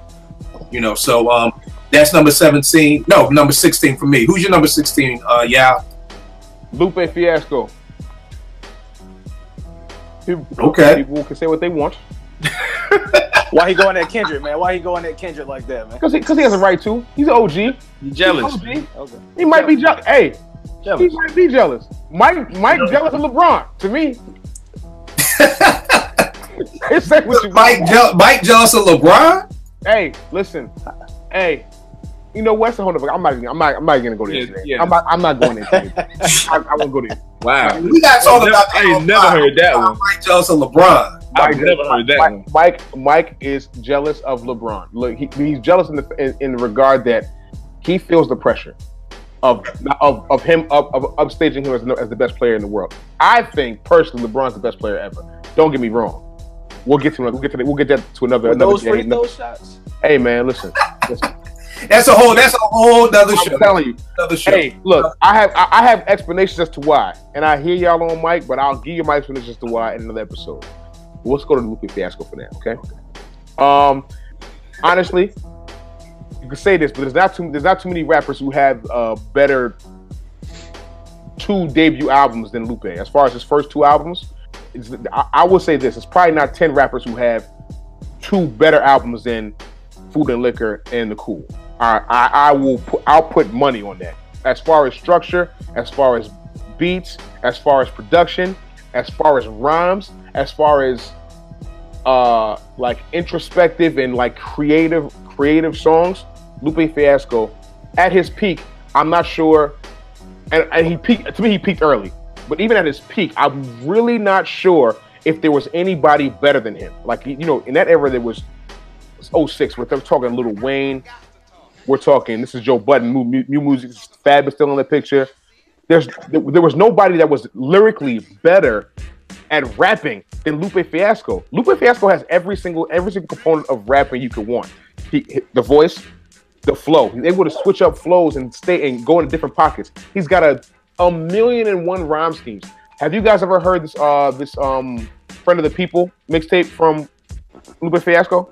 Where he rhymes on everybody else's beats that's going. I mean, there's the song he goes on with it's the Drake and Timberland song. I can't think of the name of the song right now. It escapes me. But I mean, Lupe, say something.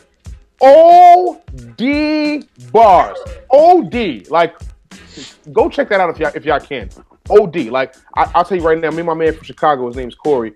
We played that song, honestly, probably in a day, sitting there drinking beers, probably like 50 times in a row. It's just too many bars. Too many. So, I mean, I'm going to go Lupe. He's got, like I said, they got 1 classic album, a second one that's very close to classic to me, and you can't out-rap that guy. You can't there's nobody I've seen that can freestyle better than him. And when I say freestyle, in this respect, I'm saying off the top of the dome. I've seen Lupe go off the top of the dome and be ridiculous. Somebody that raps better than him on songs. Has anybody gotten on a song with Lupe and you've been like, I think he got Lupe?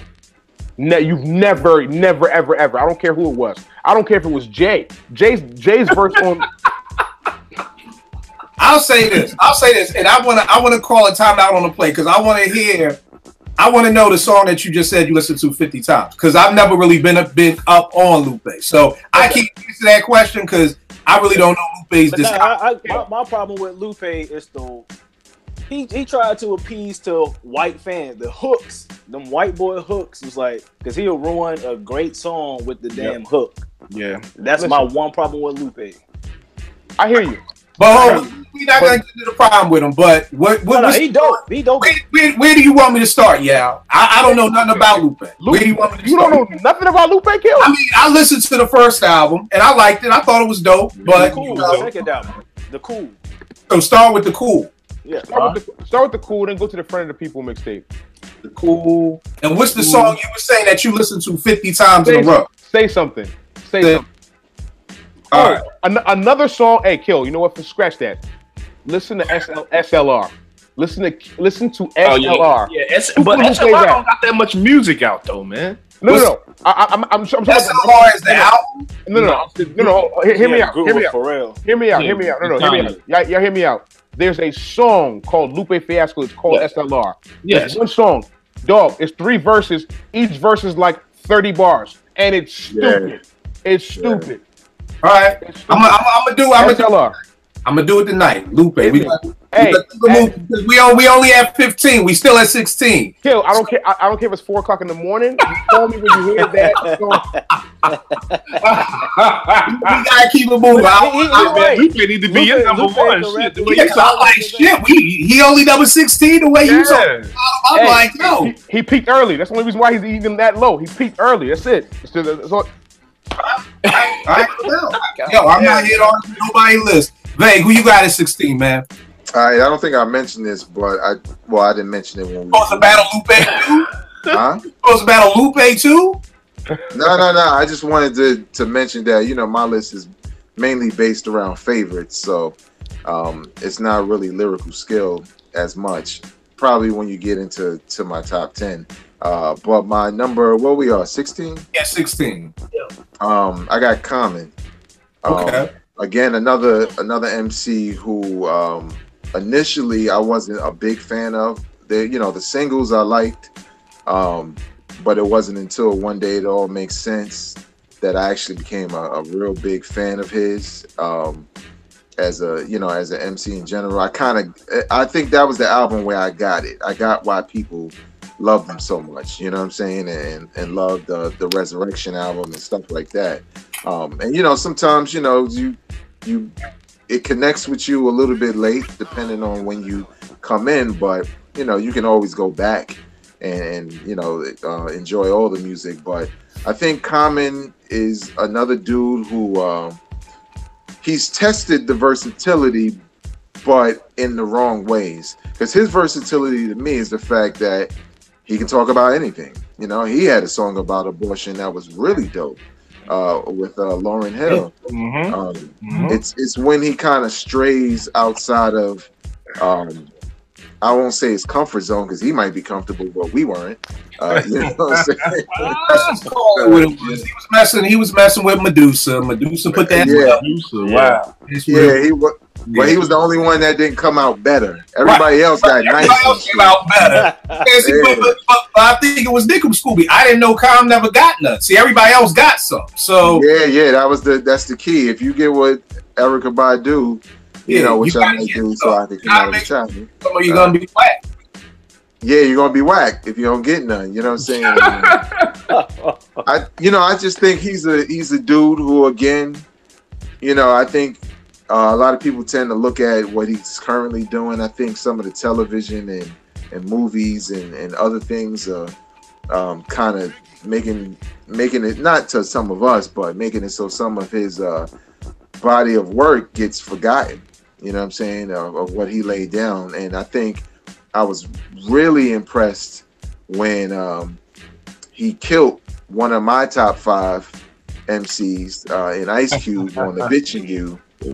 And I was like, yo, Ice Cube is my man. He's part of the blueprint of me as an MC, as a young man with death certificate. But that Bitchin' You record, that nigga read him like a motherfucking book.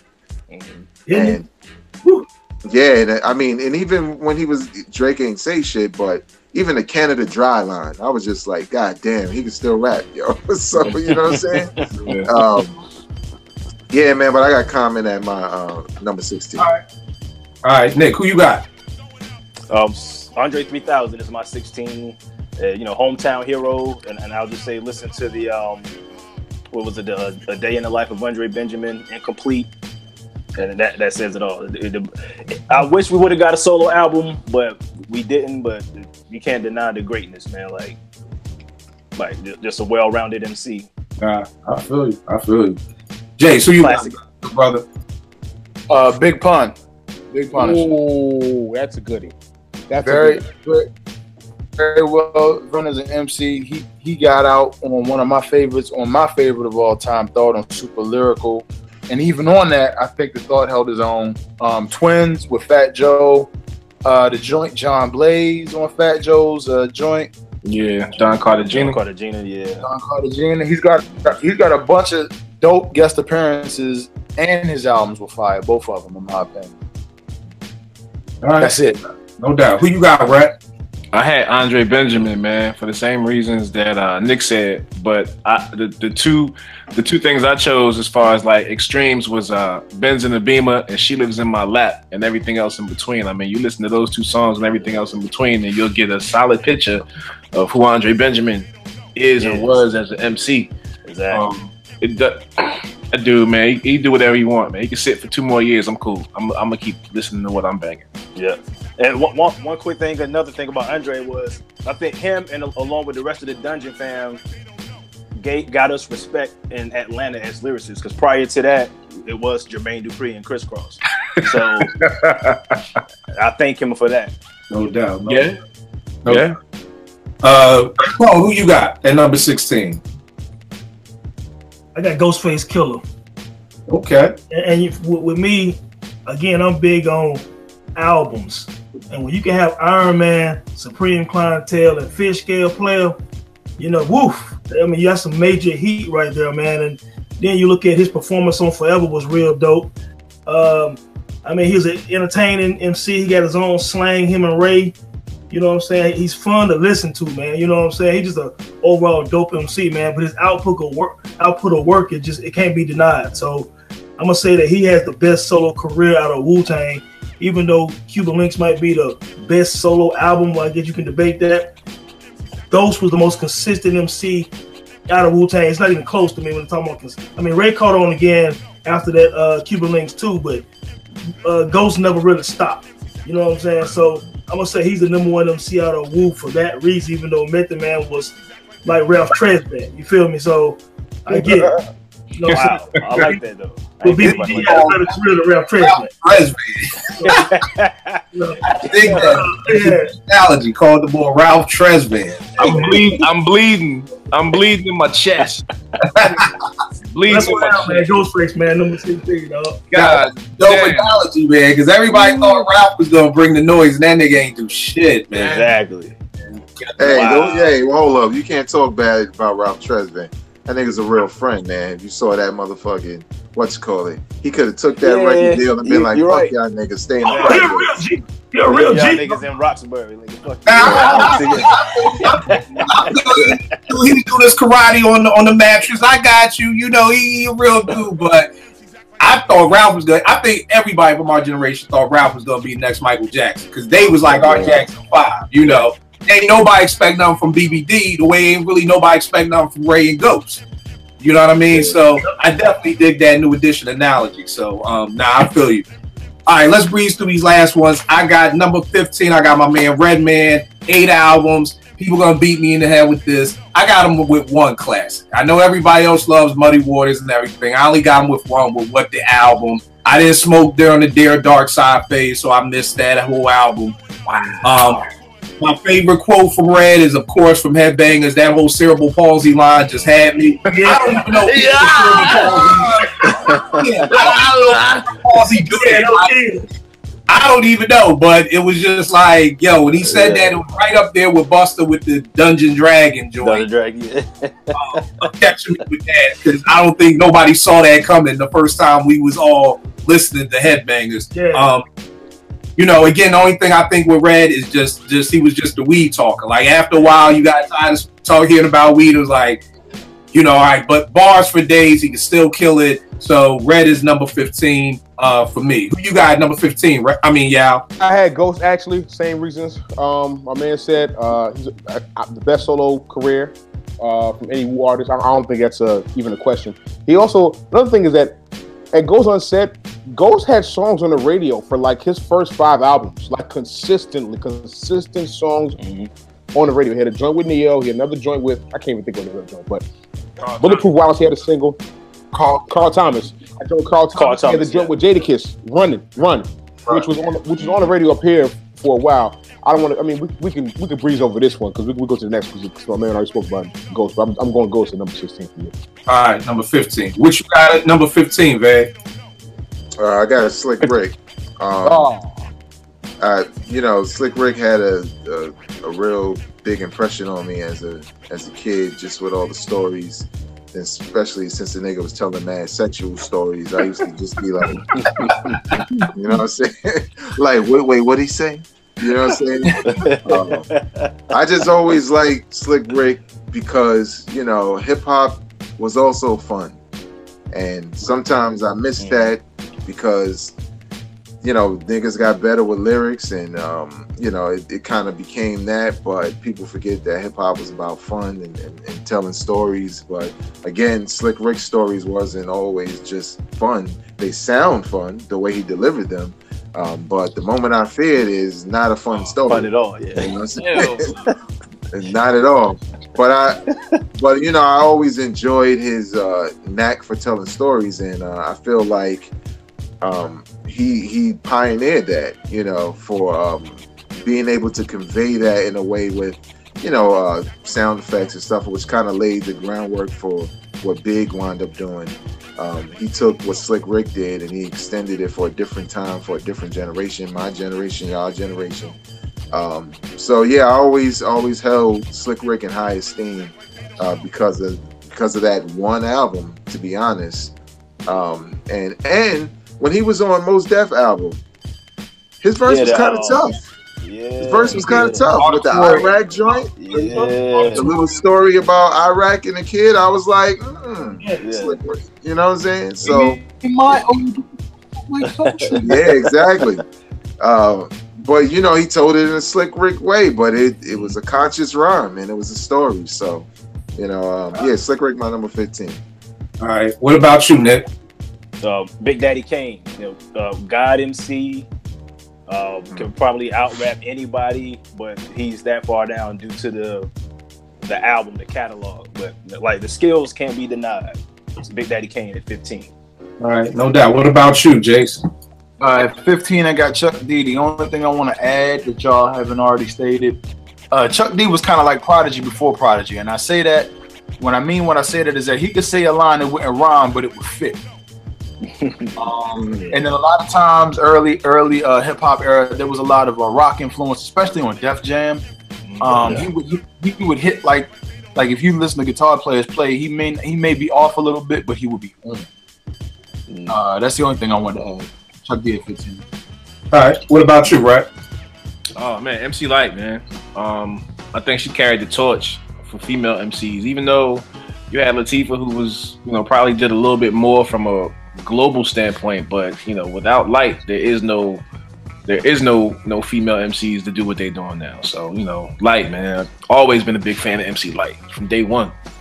All right, no doubt. Was Shantae before Lyte though? Was Shantae before Lyte? Yeah. She was, but I just think Lyte and her discography took over. Her discography is dope.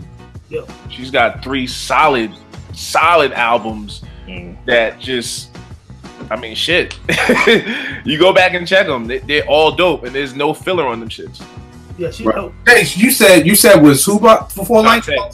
I think the thing with Shantae is that a lot of people sleep on is that's 84, and when you're talking 84, there really wasn't albums.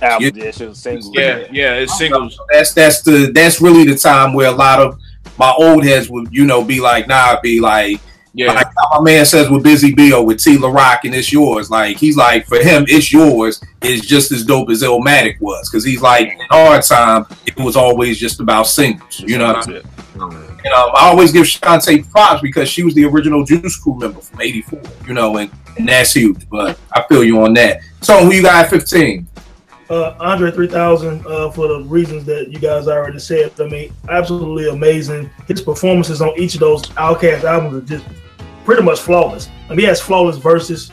It is what it is, man. I haven't heard too many people who can rap better than 3000, to be honest with you. So he has to be in my top 20, man. So he coming in at 15. All right. Here's somebody Brad probably, or if you know me, this is where it gets a little shady with this one right here. This is where we go a little left. Oh shit! And y'all niggas never listen to this shit that I send y'all, so nobody's ever listened. Whoa! I listen. All right. We shall see, good brother. Because at number 14, I'm going with Joe Budden. Hey man, you ain't said it. Bravo! I'm going with Joe Budden. Vegas, you agree with me? I knew this was going to go off. I already knew this is where the train goes off the track. So where is he on your favorite? Because we're doing the greatest now. Where is he on your favorite? Pump it up. Hey, to be honest with you, Joe, if we doing favorites, Joe is probably top 7. 5. Hey, now, let me do this. Let me first say this. I understand. Okay, good. Now, let me just say this. I get it. I totally get it. Everybody watching, how the fuck did Joe Budden, you done named Q-Tip, Prodigy, Redman, you done named all these people. Listen to what I'm saying, and I get it. If you've never heard the Move Music mixtape series, you don't get it. You know what I mean? You won't get it. Like just sit back and listen. What I'm trying to get people to do more of, we did a show a couple of weeks ago. We all know niggas don't listen. Just listen. Because the reason I didn't say nothing about Lupe, because guess what? I don't know Lupe's discography. So you know what I did? I just shut the fuck up and I just listened. I said, I'm just being dead ass serious. I didn't debate you. I said, give me, where do I start? And let me hear these songs. Because I don't know. So before everybody goes off the deep end with the pump it up, nigga, I know, I was there. Joe Budden has had out 6 albums.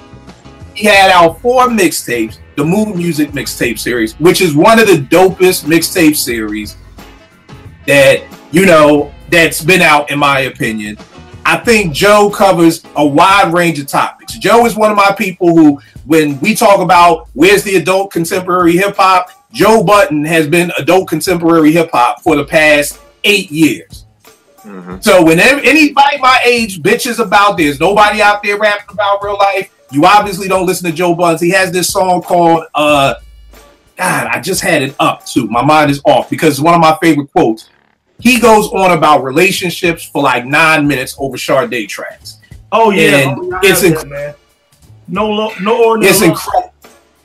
No ordinary love. That's what it. Here's the thing. So this is what I'm saying. Everybody just sit back. If you have to listen to Joe, I'm gonna give you some gems to go back and listen to Joe. There's no way anybody who has ever been in a relationship can listen to No Ordinary Love and not be like, I feel that nigga.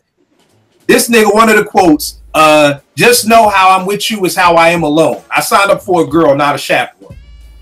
I don't know who has ever been in a relationship who doesn't feel that way. Like, damn, I gotta call you every 5 minutes. Like, damn, like I feel like I'm dealing with my mom. Like, he talks about life.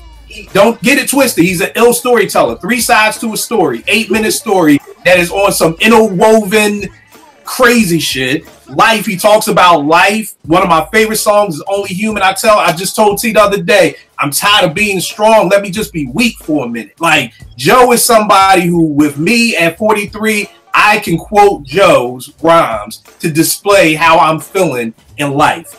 And then he can don't get it twisted. He's still nasty. He got this joint called Blood on the Wall where he kills Prodigy. Just totally assassinates him on all levels. But again, just like I did with Yao, if you're not up on Joe, do me this justice. I got a Best of Joe mixtape that puts some nice things in the perspective about Joe Budden. I'm not talking about the Love and Hip Hop Joe Budden. I'm not talking about the Pump It Up Joe Budden. There's a Joe Budden that's in the middle.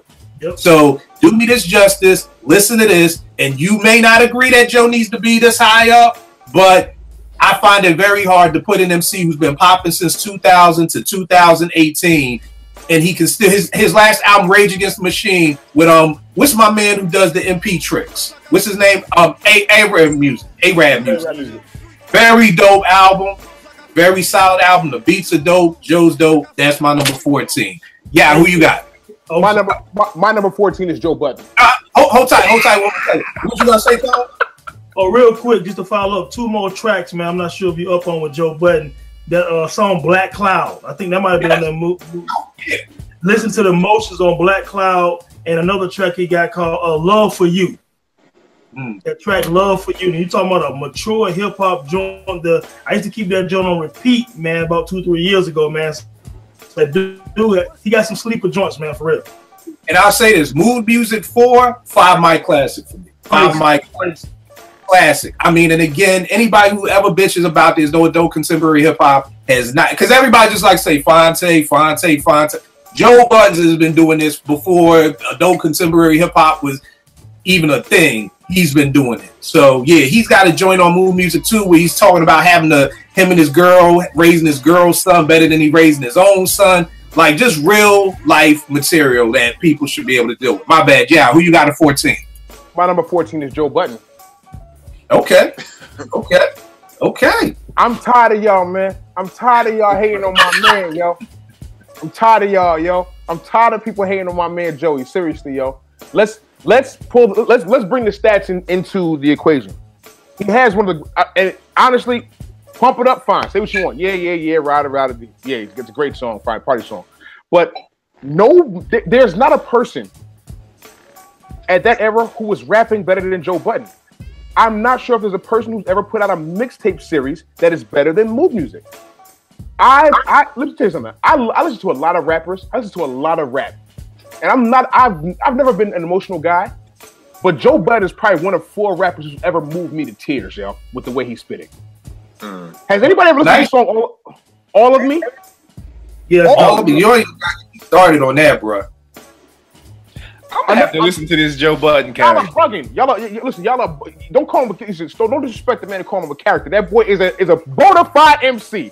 Yo, I'm telling you. But here's the thing, y'all. Here's the thing. Let me jump on it. I get it because everybody knows my Joe Budden story. We went to an MOP Joe Budden show. The niggas I'm with from Yonkers all hyped for Joe. And I'm like, that corny ass nigga? Yo. Joe's show. Yo, I always tell it, it's the first time in life I ever felt left out of hip hop. My people left the show hoarse. I've never been to a hip hop show in the past 10 years where somebody's left hoarse. And I'm just sitting in the corner like this, like, I don't know none of this shit. I came home at 4 a.m. and downloaded everything and was like, Joe is a beast. I don't know why people don't like him. I don't know what I've heard New York. Here's what it is. Here's my Joe. Joe on the low. Here's the thing. Personality wise, at least in his 20s, he was a corn. He's a cornball. Like, he did a lot of corny shit. Cool, fine. Kobe does a lot of corny shit. When Kobe get on that court, though, he's an animal. I'm not trying to compare the two as far as saying that Joe Budden is Kobe of rap, but Joe Budden, when he literally has range to make every single type of song you could think of. Look at Wreck face, roll on his eyes. Unbelievable. Yo, I'm listening, man. Unbelievable. I'm intrigued. I'm listening. Listen. I wouldn't even start you off with Mood Music 1. Go right to 2. Let's not even waste any time. Let's not waste any time. Go right to 2. Go right to 3. Go right to 4. I think 4 is a 4.5. The Music Music 4 is a 4.5 mic album. All right. Listen, dog. That's my homework for the week. Listen, stories. Three sides to a story. Go listen to that. I think I've heard that before. Okay, fine. Songs about girls. Plenty. He's got it. His life is about being with women. He puts his life out there in the public on social media and also rhymes about it. So there's nothing to hide. He really is an MC who gives you his full self with no qualms, no trepidation about it. He's gonna give you who he is. Cool. Them Mood Music, that series, wreck. I know music, man, and I know you do too, dog. So you gotta take my advice on this guy. I'm not. Look, I thought Kill was gonna send the. Kill was supposed to send the link. I will send you my best to Joe tonight, B. I'm telling you, man. I was in here listening to that Ordinary Love shit before the show started. I'm telling you, only human. Joe Budden will give you an introspective record about his life, about girls. He'll also deliver a 60-bar rhyme with just flows and punchlines in there. Let's keep it. I'm gonna hold him up. I'm gonna listen to it. I will say this: the dude got a song called "Who Killed Hip Hop." That's 15 minutes. 15 minutes. Go listen. End of discussion. Go ahead. Have at it. I'm gonna listen to it. Who you got at 14, man? For the record, yeah, I like Joe Budden, Mood Music, all of that. He belongs in there. He's not in my top 20 because I fucked up. I was doing favorites. So. I feel you. And I'm with Yao. He is a cornball at times. Like, he's a cornball, so I do. Yeah. That's one of the reasons people don't rock with him. But my bad, Big. Back to you. Yeah. And I like Pump It Up, man. What the fuck people who don't like that record? I like that shit. Shit's hot. That shit was hot. That shit was hot. Nigga, that shit was hot. She was hot. She was hot. Who's your number 14? My wait, what we at? 14? Yeah, 14. My number 14 is Ghostface. Okay. For everything that everybody already mentioned, you know what I'm saying? Supreme Clientele, Iron Man, the real bulletproof wallets with all the real good shit on it. Fish Scale. Mm-hmm. I even like the R&B joint because I just love the fact that only Ghost could pull some shit like that off. And he had Fab on there, and it wasn't just like, yo, you kick a bar, you kick a bar. He told the story, and Fab was a character. You know what I'm saying? Like, that shit is hip hop. You know what I'm saying? It's an interesting way to do things. And, you know, and Ghost he just, I don't know who said it, but Ghost has been holding the Wu down. You know what I'm saying? And he's got enough albums to be the most consistent, more consistent than the group itself. Because those Wu albums, those later albums, we all know them shits is complete garbage. The compilations are cool. I like the compilations, like the last one. But the actual, like, official albums, Ghost just has a dope body of work, as flows. Like who can say supercalifragilisticexpialidocious and then say the shit backwards? And I'm like, oh shit! Like, but he just said the shit backwards. But Ghost could do that, you know what I'm saying? Because he's such a character that you expected, and you know he think it's the flyest shit in the world. You know what I'm saying? Like Blue and Cream. But yeah, man, like, you know, and honestly, you know, Cuban Links, a lot of what's dope about that album is Ghostface. You know what I'm saying? A lot of what's memorable about that album is things that Ghostface did from skits to certain verses. You know what I'm saying? Ghost got to have some stories too. Ghost's stories just be hilarious. Man. Yeah, like, now I ain't gonna front. I always talk shit about him, even though I enjoy him, because sometimes they don't make sense. Because, you know, Ghost would just come up and just say, yo, Shonda's house, we was there. And I'm like, nigga, what are you talking about? You're saying Shonda's house on the kitchen table and it's made of glass. What the fuck are you talking about? But I love it. That's the thing, man, because Ghost makes the shit sound like, even if he's not putting the story together in a way that, you know, maybe the layman can't comprehend, it sounds interesting. You know what I'm saying? When he spits it, and a lot of his verses are like that. So yeah, man. Or like, come on, who can make a song called Child's Play? You know what I'm saying? Talk about getting your ass whooped and fucking, I want to go back to school, man. Like, you heard how them niggas was talking on the end of that shit. Like, school was some ill shit. He makes the littlest things seem like you know, something major.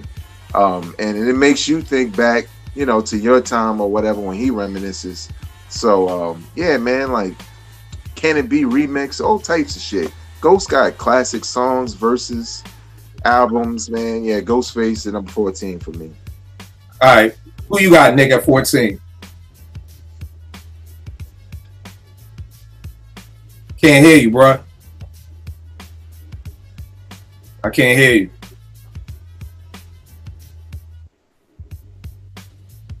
Sound went out. Yeah. All right, we get back in there. Jay, so you got Redman, crucial member in Def Squad, his squad. Solo albums were phenomenal. He had a great run. Do we have to run down his catalog, man, or we keep it moving? All right, nah. I mean, we know what Red got. Nah, it's Red got to be in the top 20 in my opinion, but that's just me. Red, who you got at 14? Common, man. I just think his growth from Common Sense to 2003, 4-ish, when he hit that B stage, was just dope, man. I think, as we all know, it all went to shit with the Electric Circus or whatever, but Common is dope, man, for all the reasons everybody said, man. Common is a dope lyricist. He just needs to stay away from them certain types of women, but he'd be all right. Nah, I feel you. He'd be all right. So, number 14. I have most definitely number 14. And just real quick, you know, this week I was riding to, last week I was riding to Black on Both Sides, which is an amazing piece of work, one of the best hip-hop albums I've ever heard. And his performance on that Black Star album, I mean, I keep it on repeat, man. I just can't name 20 people that can out-rap Mos Def. I'm sorry. He's just one of the best MCs I've ever heard in my life. I'll put him lyric for lyric with anybody who's ever rapped. Yeah. So that's just the way I hold him in very high esteem, man, and that's just the way it is, man. Just to be brief, Mos Def, my number 14. All right, no doubt. At 13, it's kind of like a mixture off of this cover, but if you take off Mos Def and put in Common, I got my next three are kind of interchangeable. I really kind of put one next to the other, but they could be flipped any which way. And number 13, I got Black Thought from the Roots. We already know what that is. I mean, you got 11 albums, 2 classics, in my opinion, with Philadelphia and Things Fall Apart. Freestyle Fanatic, one of the illest ever. Spitter, just, you know, he gets the belt from me from if you just want somebody to spit.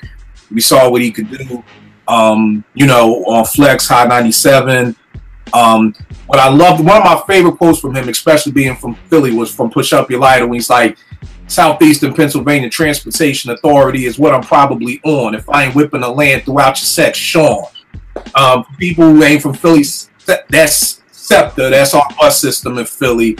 And what I loved he started doing with the Philadelphia style was being able to say, instead of saying, if I'm not whipping the land throughout your section, he was making words kind of go with what he wants. So it's what I'm probably on if I ain't whipping the land throughout your section.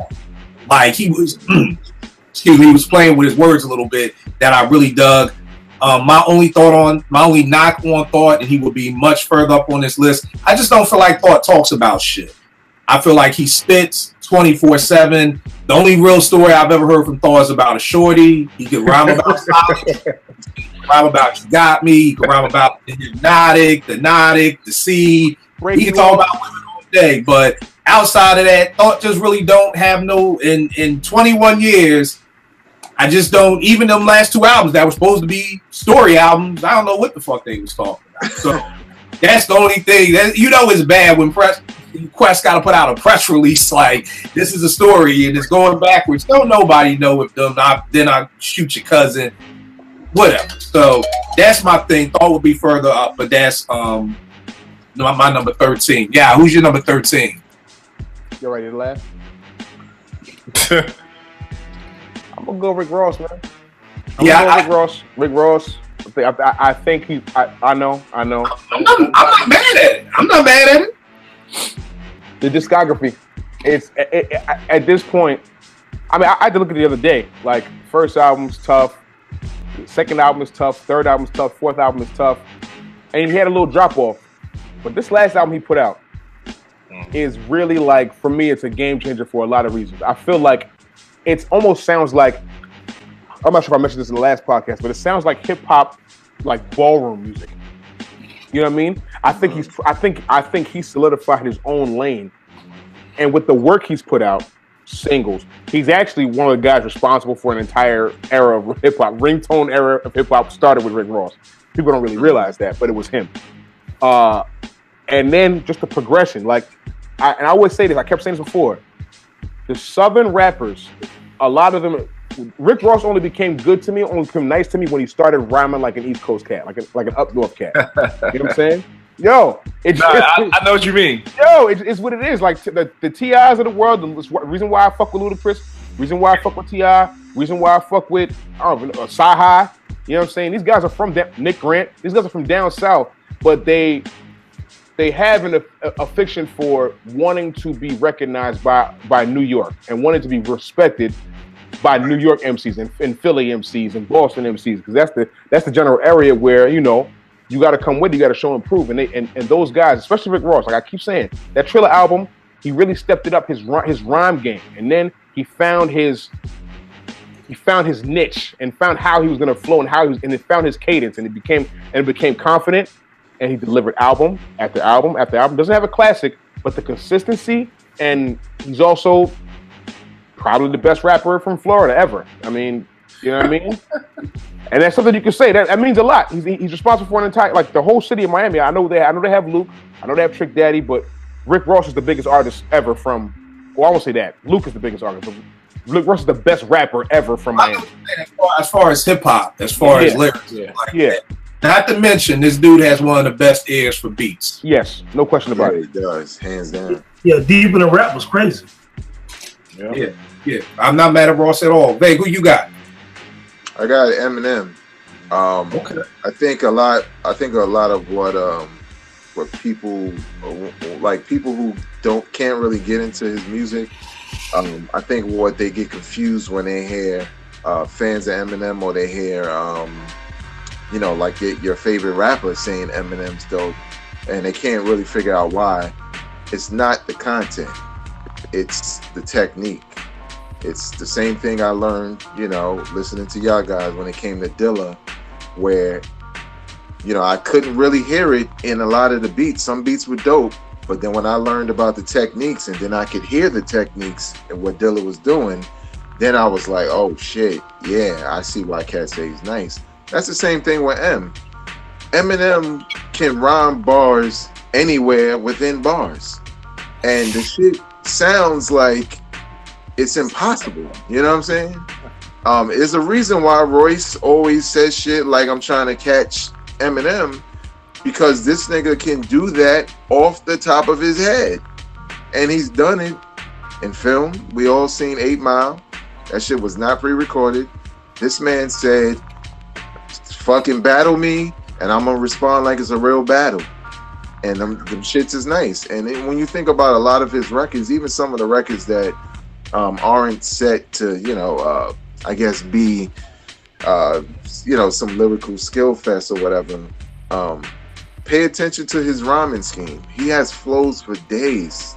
He changes flows within lyrics, and I think it's dope because I thought about it when I first heard Eminem rhyming like that, that he always pays homage to Pharoahe Monch, because he said he patterned his style after Pharoahe Monch. I hear Kendrick's flow reminds me sometimes of Eminem's. The way he can change up his flows and his voice, and you know, just there's really no set pattern to the way Eminem rhymes, and I think that's why a lot of your favorite MCs will say Eminem is dope. The Dead Wrong remix with Big, I wasn't expecting nothing there. I was kind of like, I don't know about that. You know what I'm saying? Killed that shit. You know what I'm saying? The Renegade, we all know how that went. I wasn't expecting nothing there. Then I heard it and I was just like, God damn, Eminem killed that shit. So Eminem is just one of those dudes, man, where you gotta respect the technique.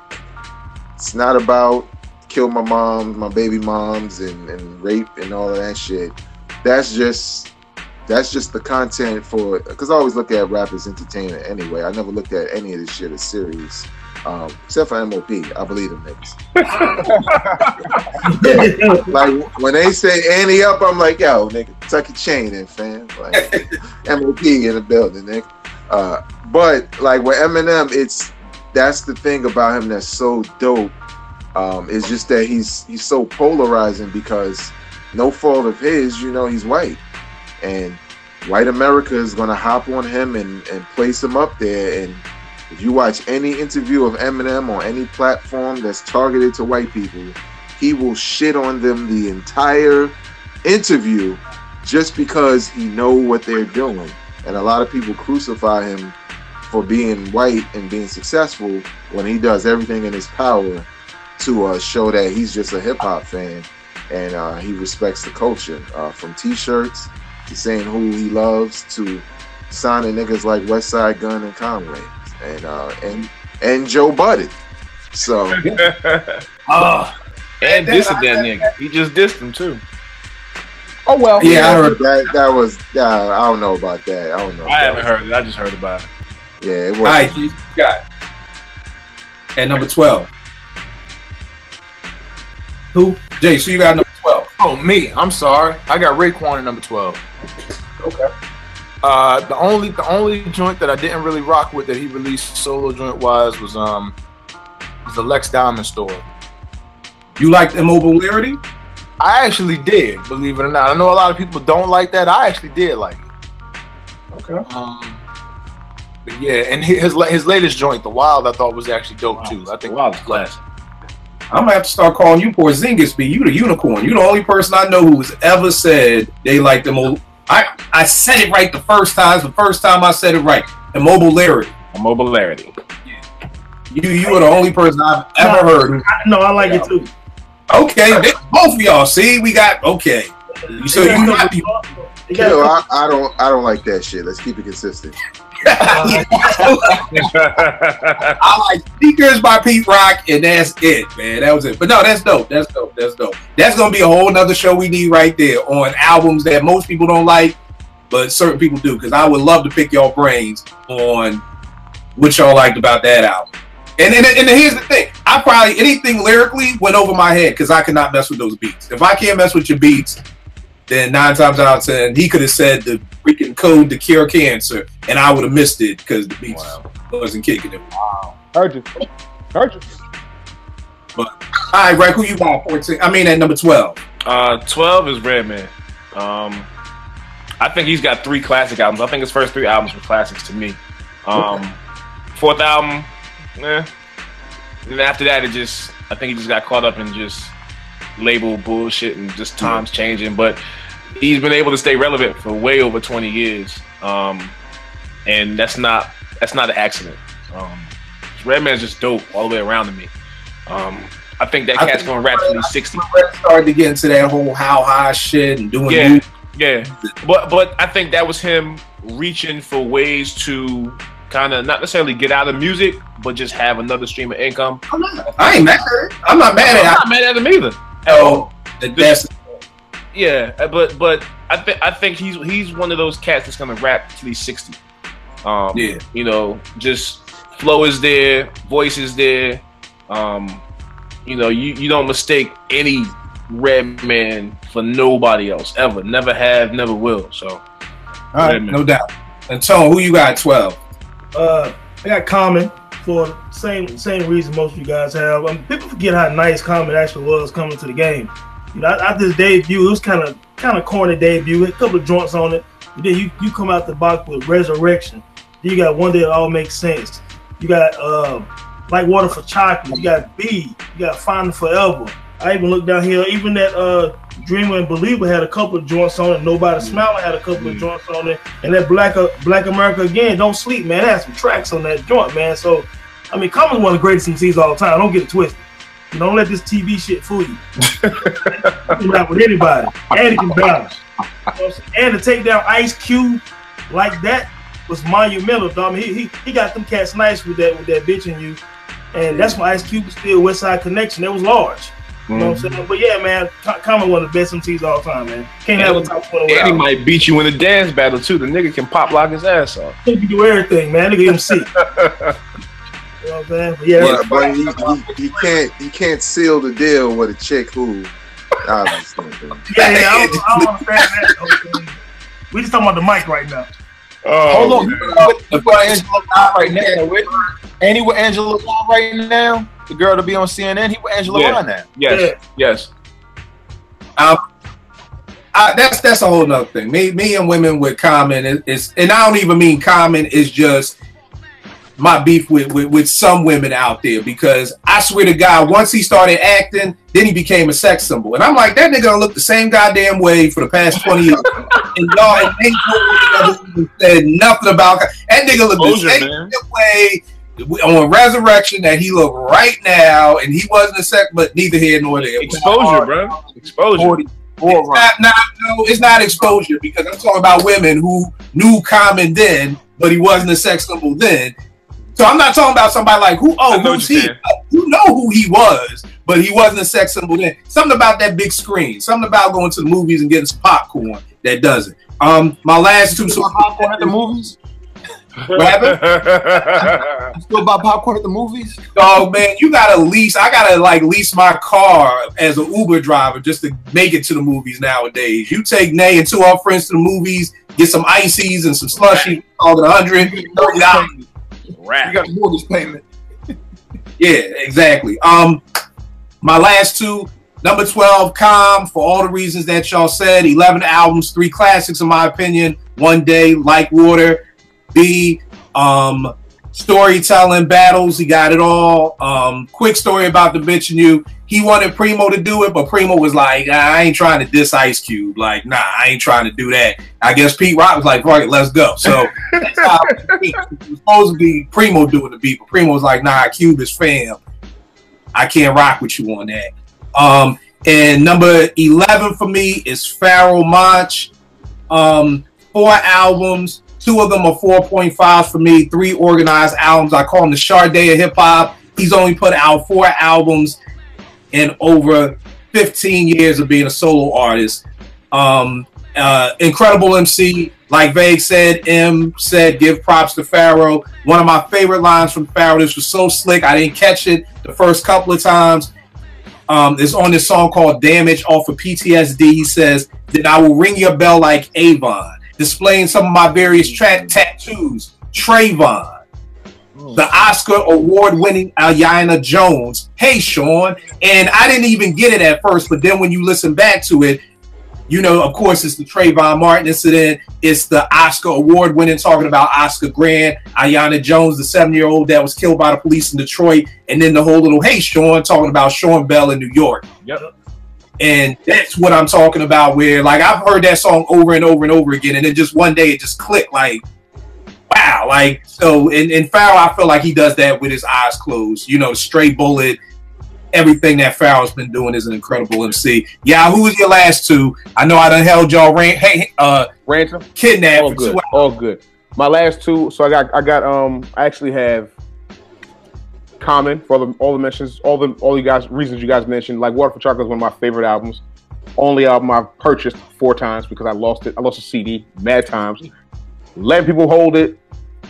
Whatever. Lost a couple times, bought it 4 times. Common's in that mix. Common's got three classics and a bunch of really, really, really, really good albums. So I'm going with Common. Number 12. So that was 11. Number 12 is actually Game. I don't think Game gets the credit he really deserves. Game, I know he name drops, but Game can really, really, really rhyme, yo. He can really rhyme. And he's gotten better. That's what I like. He's gotten better. He can make any type of song you want. He's got the product. He's got albums. Game, let's say Game has one classic, but he's probably got like 3 or 4 very close to classic albums, like probably this far away from classic albums. So, the documentary 2 he put out was one of my favorite albums that came out in 2016. Like one of my absolute favorite albums I've ever heard. Like I still bang that to this day. I mean, it's just a slapper. The beats on there are crazy. He's rhyming. I mean, he's rhyming, and he's rhyming with everybody. Like anybody Game's got on the track with ever in life, Game has never been left by anyone. Anybody. Yeah. Anybody. Right about that. Anybody. He either has the best verse or niggas got to Game's verse though. The thing about Game too is like he ain't scared to take shots at nobody. Like he battled G-Unit Dolo. Like when everybody else shitless at G-Unit, he went by himself. The most impressive thing I'll leave this with this. The most impressive thing to me about Game is after the first documentary when Dre left, I did not think Game had a chance of surviving without Dre. And time again, he proved me wrong. With album after album after album after album, that was just really, really, really good. He might have. So let's say this. I'll say this. The Red Album to me is a classic. Documentary 1.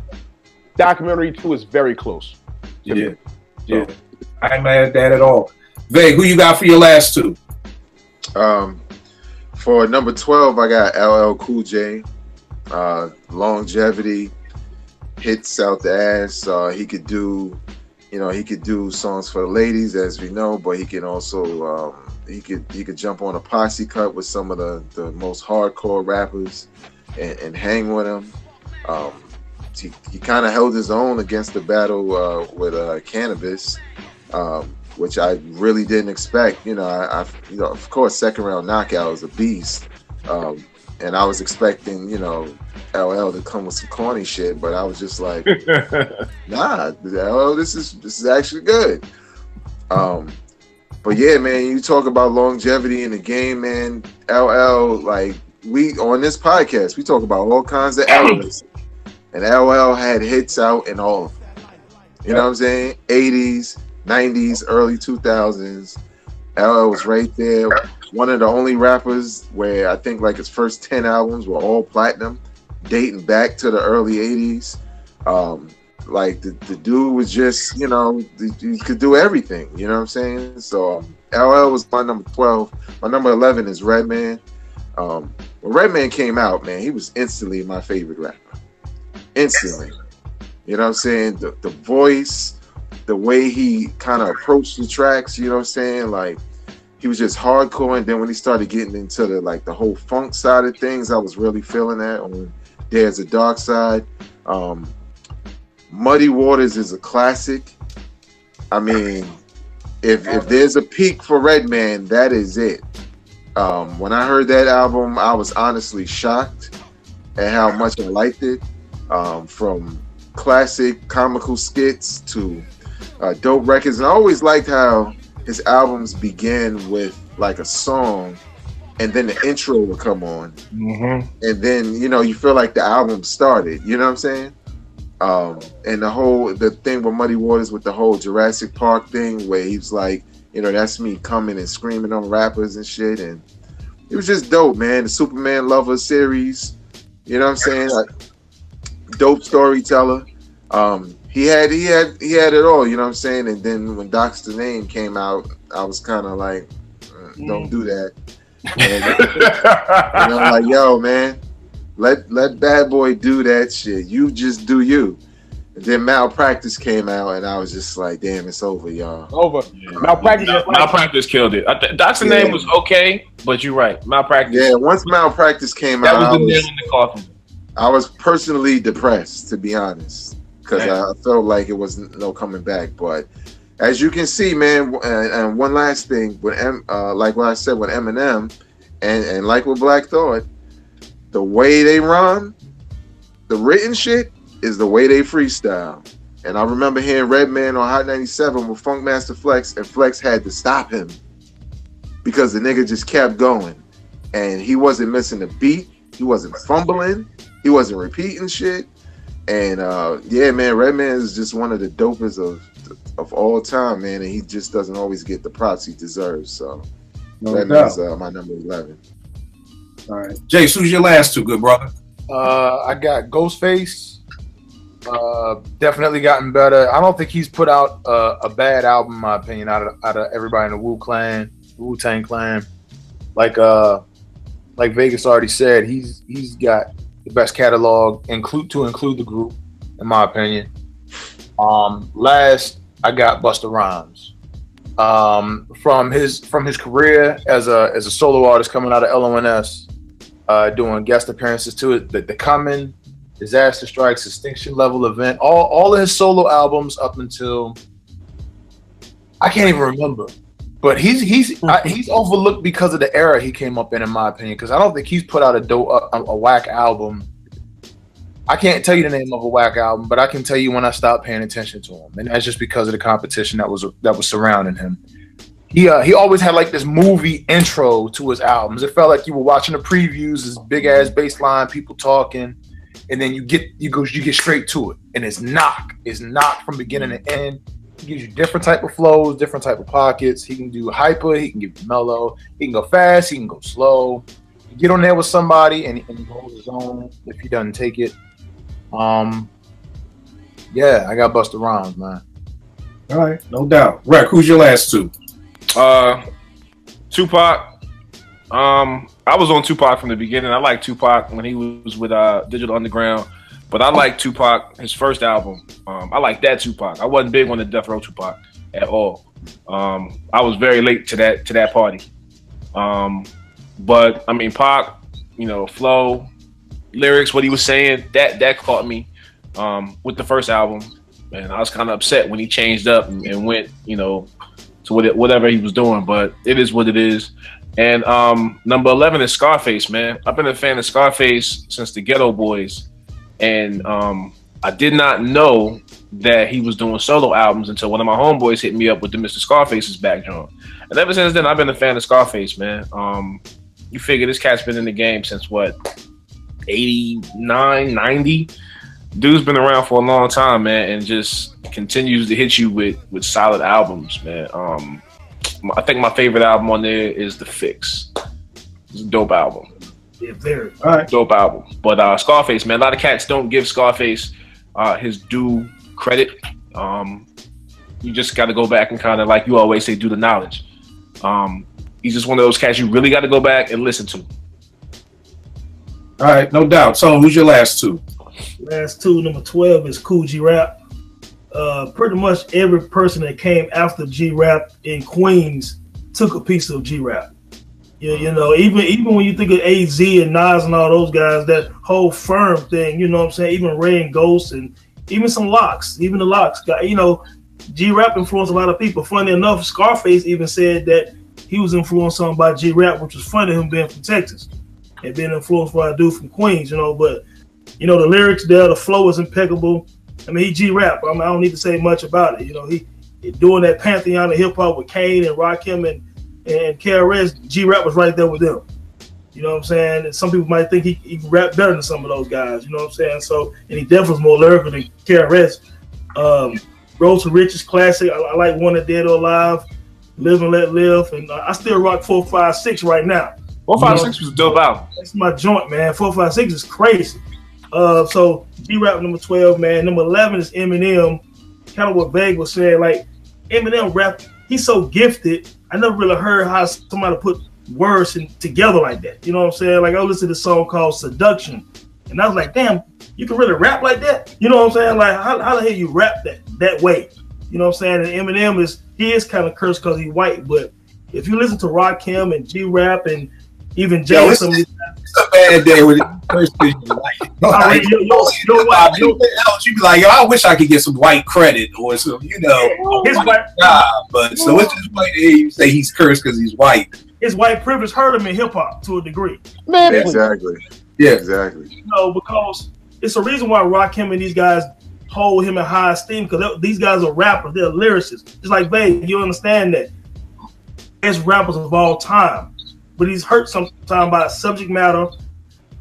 It's kind of hard to rock his albums. Like it's a lot of skippable joints because he got the MTV crowd bullshit in it. You know what I'm saying? But when dude is focused on really rhyming, all right, man. So I got it at number 11, Eminem. All right, no doubt. So we got our top 20 to 11. We'll be back with our top 10, and we're gonna put together this bracketology. You know what I mean, and see how we rate these cats and which seatings they get and all that good stuff. I'm sure that'll make for a couple of arguments here and there. Yo, I'm sitting here flipping through this, man. I missed the source, man. Like this. You missed that type of source? Yeah, that's why I said I missed this source, not the source. I didn't say I missed the source. I missed this source. Like, yo, dog, look at these ass. Like, look at Chico DeBarge. What this nigga? This thing got on hey, somebody went to the store and got that. Like, yeah, man. Flag? What the fuck is that? It's like a dragon or some shit. I remember that. I remember days when you had the dude who was doing the artwork in the back of it. I mean, he's like, yo, look at these ass. 666 Mafia, man. Like, yo, this is Chico has he's double knit poncho. He's going man. Like, yo, I remember being at Morgan, just can't wait to get the source. We talking about you got Dane Grease, man. Look at these old movies, man. These are just some old stuff. But oh man, the old Lil Wayne joints, man. Oh, here go your man, the Sigel, the Truth. The Truth. Every time I step in the booth. Yo, these old Lil Wayne joints when they only had like 1 man, just one go good. All right, so give them all the good stuff. So tell them about Enter the Dome, where they can get at you, man. Real quick, it's Enter the Dome, DADOME.com. Check it out. Some new joints on there right now. A joint on Arthur Ashe I just posted the other day. Arthur Ashe, Red Fox joined, the Marcus Garvey joined, the Rakim joined. Those are the new ones for 2018. But of course, the message board and other blogs. Just a lot of good material. I'm hoping guys like, man. So you guys check that out, man. All right, no doubt, Rec. Give them all your stuff, good brother. Oh man, Instagram is Worldwide Rec1. Twitter is @DJRec1. SoundCloud is /JRec1 for all the mixes and stuff. All right, no doubt. Jace, give them everything. JTyler0801 on IG, @JERIKTYLER on Twitter. I'm slow right now. Been busy. Brother Ray, give them all your stuff. You can follow me on Twitter and Instagram @VegasWorldINC, and you can check out my podcast, Hip Hop Now Podcast, which focuses on hip hop news at SoundCloud.com/Hip Hop Now Podcast. All right, and yeah. You know what it is. Yeah, Music, YAW Music. That's on Twitter. That's on Instagram. Those are the two. Snapchat too. Yeah, Music as well. I'm kind of getting dope with the Snapchat and also, you know what I'm saying? So, yeah, got music coming out. Hey, Rack, shoot that email, bruh. Okay, keep playing. And I have a full review of my Houston trip next week. Okay, guys? No, I'm joking. Absolutely not. Absolutely not. Oh shit. Y'all already know what it is with me, Kill889 on Twitter and this IG, and We'll Make Beats for Food. I definitely appreciate y'all. I'm interested in who's in the top 10 now. So, I can't wait for the next show. All right, y'all. Good looking, man. Yo, be good.